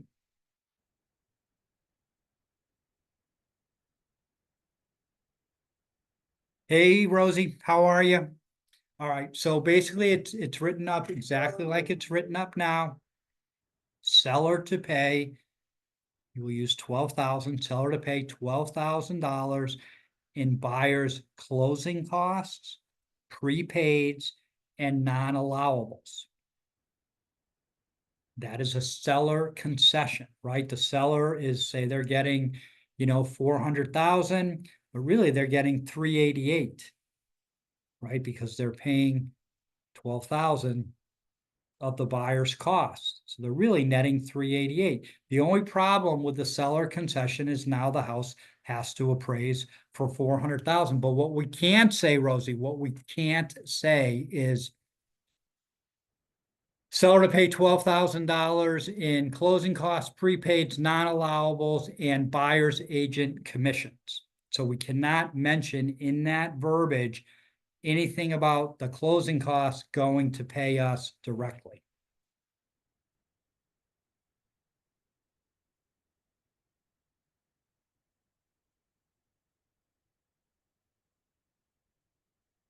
Hey, Kim, how are you? Hopefully you got that. I did repeat it, but um, one more time, seller to pay $12,000 in buyer's closing costs, prepaids, and non-allowables. Tony says, I understood the buyer can ask what they want from the seller on the contract. The concession they ask for can state it will cover buyers. No, you can't say that. Nope. You cannot say covers buyer's obligation to their agent. You cannot say that. It's not allowed. It's not allowed. Again, this is from consulting the legal hotline, everything I'm read. Now, could somebody say, oh, it is allowed? Again, we're all learning, but this is what they've told me. I don't make these rules. I just try to interpret them. No, you can't specifically say that concession, right, goes to covers buyer's obligations to their agent. You can't say that. But again, remember, right? Think of this. Like, I think we're sometimes looking at some of this stuff in a vacuum, right? You got the buyer broker agreement. They owe us the money. They're going to pay us. They've agreed to pay us. Why aren't they then going to, allocate part of that closing cost concession to do that, to pay us?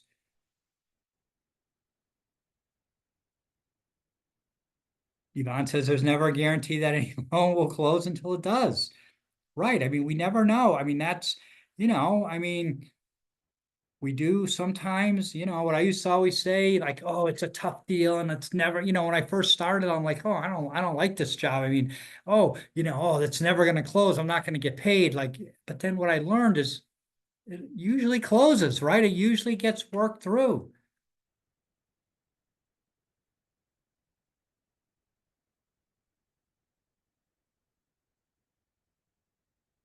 All right. So, okay. So this is a good one. This is a good one. Nicole says, recent buyer asked on BBA paragraph 11, it can be assigned to any broker. This does not make sense. And I advise her to talk to a lawyer. She wants further clarity on that paragraph. Okay, what that means. So Nicole, I know this would never happen, or at least I hope it never would happen. You leave. You go to a different brokerage and you have this buyer broker agreement. You don't have that buyer broker agreement. Dalton Wade has that buyer broker agreement. So now you have a buyer and then you have an agreement that says, oh, they're going to pay Dalton Wade, but you don't work at Dalton Wade anymore. So what you would ask Phil, and Phil would do it, is, hey, can we assign that buyer broker agreement to my new brokerage? That's where that would come into play. Just like a listing agreement, right? If you've ever transferred, to a different office, everybody I know except Caldwell Banker will let you take your listings with you, right? How do you do that? Well, basically you do that because the seller already agreed to assign that listing to a new brokerage. Same with the buyer broker agreement. They are agreeing upfront to allow it to be assigned to a different brokerage. The only way and time that would occur is if you departed and went to a different brokerage. So now you're at a different brokerage, but then I've got that buyer broker. I own everything. Let's not mince words. I own the listings, I own the buyer broker agreements, and that is the case at every brokerage. That's how it works. The broker owns everything. But I'm happy to assign, if you were to depart, your buyer broker agreements to your new brokerage.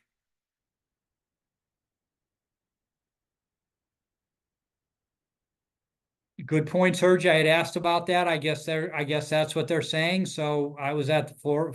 Sergey saying I was at the Florida Realtors webinar today, and they said that the buyer only wants to see listings that offer compensation for buyer broker. So that's it.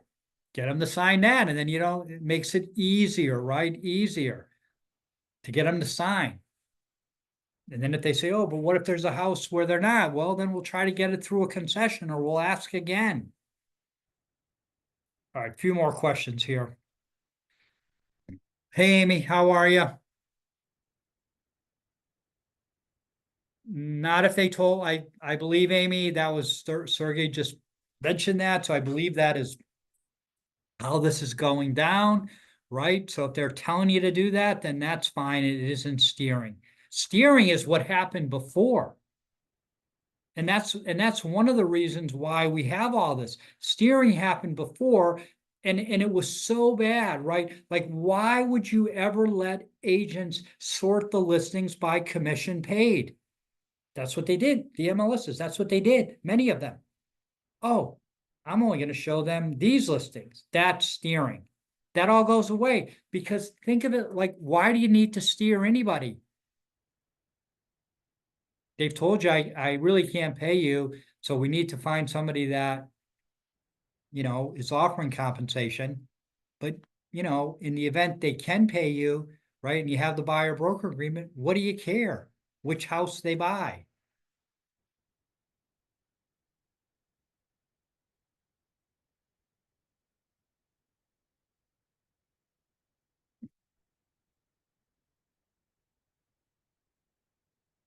Jody, you cannot do that.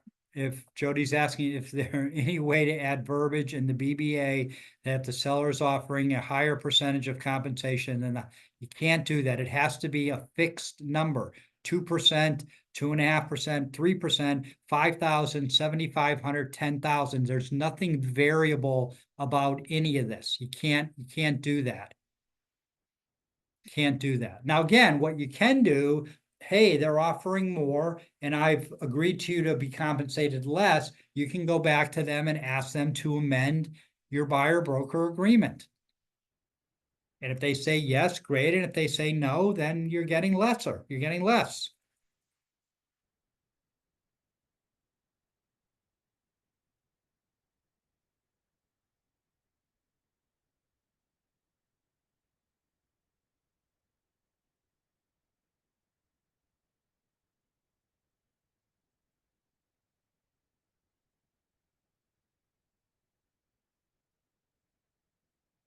Again, I think I will double check on that. I believe I asked them. They don't want us doing things like this, right? They don't, I think all you have to remember, like, again, any of these things where we're, kind of circumventing, we're putting it in showing time, which we have now heard you can't do. Oh, we put it in Zillow, but we manually did it. Oh, we have a sign writer that says buyer's agent, buyer agent friendly. All those things are circumventing what they are trying to do here. So no, I'm not comfortable with that. I mean, I'll check again, but that's not what they want us doing. They don't want that. I mean, it's permissible, I believe, under the settlement agreement, but I'll double check for you, Susie.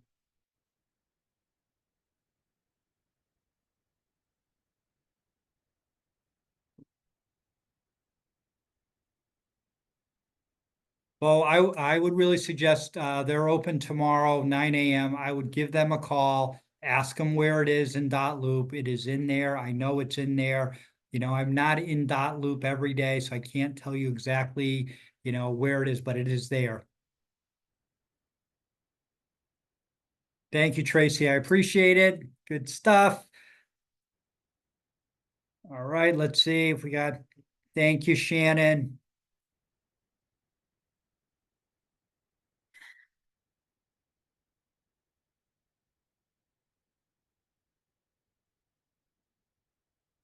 Hey, Heather, no, you can't put your name. It has to be Dalton Wade, right? But you can sign it on my behalf as an agent of Dalton Wade, but it is Dalton Wade, just like a listing agreement. They're entering into that listing agreement with Dalton Wade, right? They are entering into that buyer broker showing agreement, pre-property touring agreement with Dalton Wade. Hey, Paula, how are you?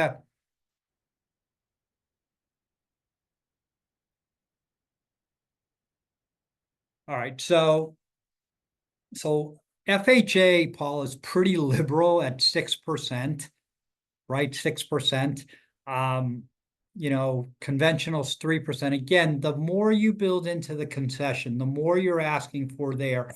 Again, if it's cash, it's fine and it's easy, right? Because there's no appraisal. But many appraisers, and again, you never know, but I mean, I've seen many times where they just take the net number and that's what the house appraises for.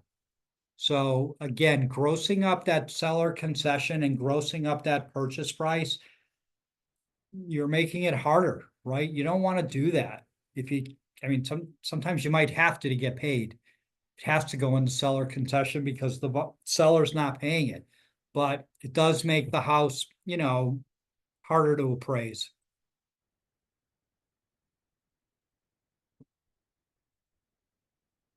How does the commission be paid when you're showing new construction? The same way. Everything is the same. There's no difference between new construction and existing construction. All the forms are the same. Everything is the same. So there's nothing different about it. The only thing maybe going away are bonuses. There are no more bonuses. You don't get a bonus unless you can get your buyer to amend. And I don't even know how you would do that because you can't be like, 2.5% plus bonus. Hopefully the builders will get rid of the bonus, right, and just build it into what they're offering as commission.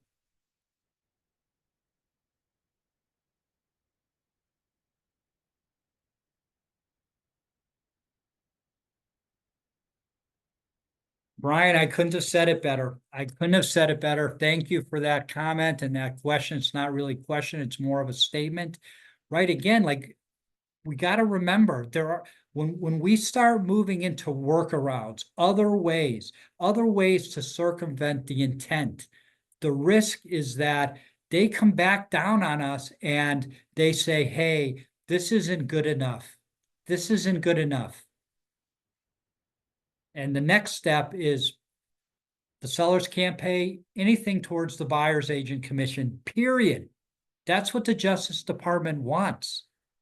So the more that we try to circumvent, right, and workarounds, the higher probability of that occurring is.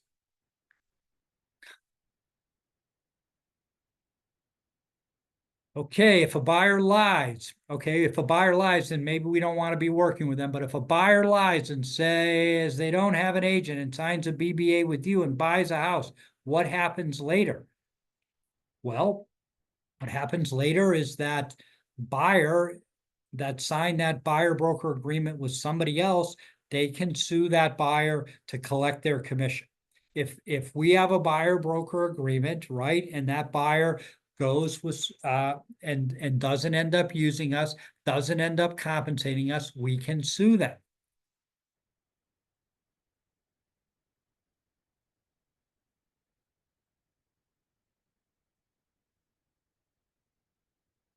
I don't believe there is, Tito. I don't believe there is something that says they're not working with another buyer agent. Again, I mean, I think you need to ask them. I think you need to be explicit and make sure they haven't signed something similar. Now, again, a showing agreement, a pre-property tour, a property pre-touring agreement. Those are non-exclusive.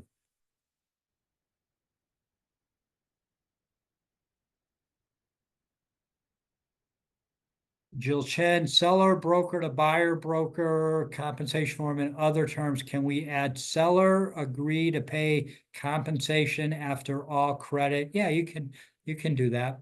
I mean, if you're working with a seller, I mean, you don't, in Massachusetts, that's how it was done. Here in Florida, you see it very rarely, but often there in Massachusetts, you got paid off the net price, right? So if there's a 400,000 home and there's a $12,000 concession, your compensation, your buyer agent compensation was off 388. So you can put that in there here. I don't see why that would be a problem.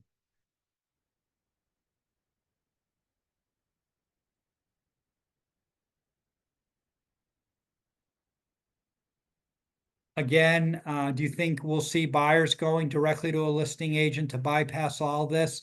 Um,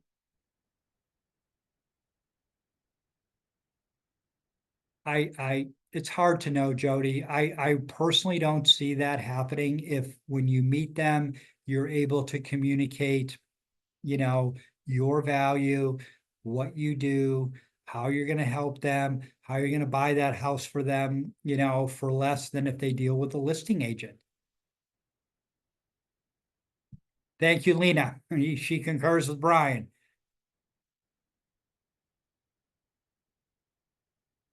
Susan is our compliance whiz at Dalton Wade. Thank you, Susan. Florida all new list agreements are in Florida interactive forms and .loop, new compensation agreements in a folder named new compensation agreements. Thank you. Thank you, Gigi. Good seeing you. All right, couple more. Then Phil's got to get some dinner. All right, let's see.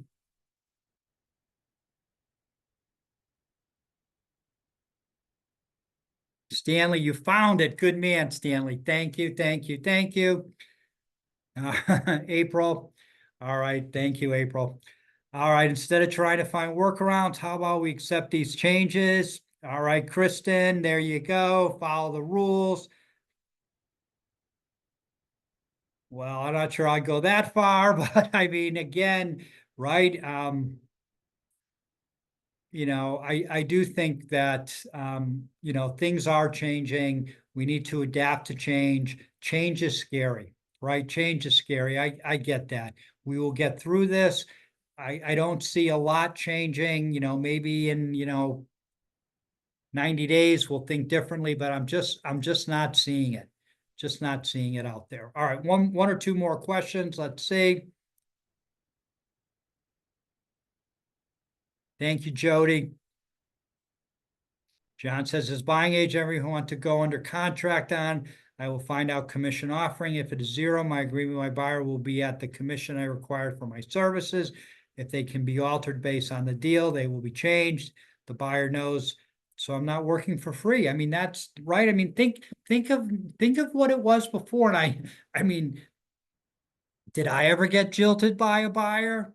I did a few times. I can remember where they went around me or excuse me, use somebody else. We don't work for free. When you took that buyer out and you didn't have a buyer broker agreement, there's always that risk.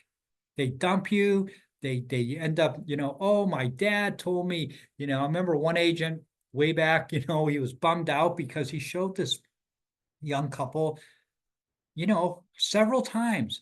And then when they're ready to pull the trigger and put an offer, the wife's dad goes, no, you're going to work with my agent. And guess what? When your parents tell you to do something on a big decision, usually you do it, right? And they did, and he got dumped. But if you had that buyer broker agreement, he couldn't have. That's what we got now. So actually, maybe it's even better. It's better. All right, last question. Here we go. Let's see.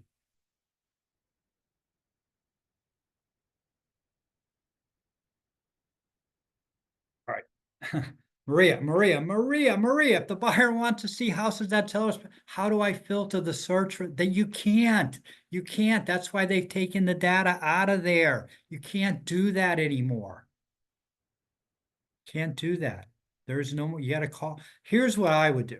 I'm going to show them the houses, right? I'm going to show them the houses, and then when they seem to have interest, I'm going to find out, right? I'm going to find out if they're offering compensation. If they are, awesome. If they're not, then I'm going to say to my buyer, look, they're not, but what we can do is we can maybe go in with and ask them for a concession.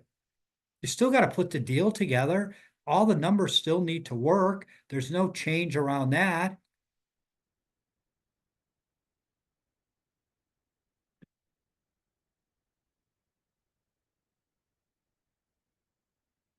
Yeah, I mean, you can have someone.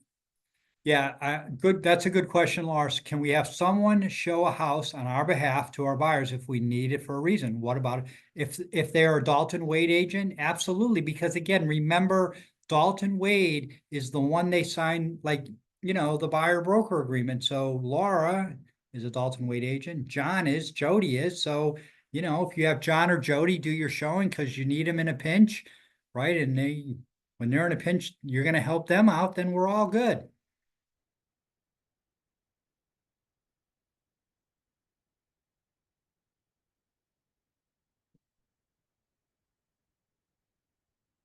Well, in that case, if you're not sure, maybe you go in with a concession again. I mean, I think, again, we know there's a lot of sometimes non-responsive people in our industry, but hopefully, again, if you're a listing agent, that's why, right now you need that compensation agreement so that, hey, they're going to send you an email or text, you got it, and you can just send it to them and they have it. All right, everyone. I appreciate everyone being here. If there's any questions that, we didn't get to or we didn't answer, probably do a couple more of these over the next couple weeks, especially as we get more into this. It's not kind of a not kind of a one-time thing. So appreciate everybody being here. Again, if there was a question that wasn't answered, you feel, you still, are uncertain on anything, shoot me an email at phil@daltonwade.com or give support a call, and they will help you. All right, everyone. Appreciate you being here. Have a great evening. Thank you so much. Enjoy. Awesome. All right, guys. Thank you. Enjoy your evening. Be confident. Embrace the change and take no prisoners. All right, everyone. Good night.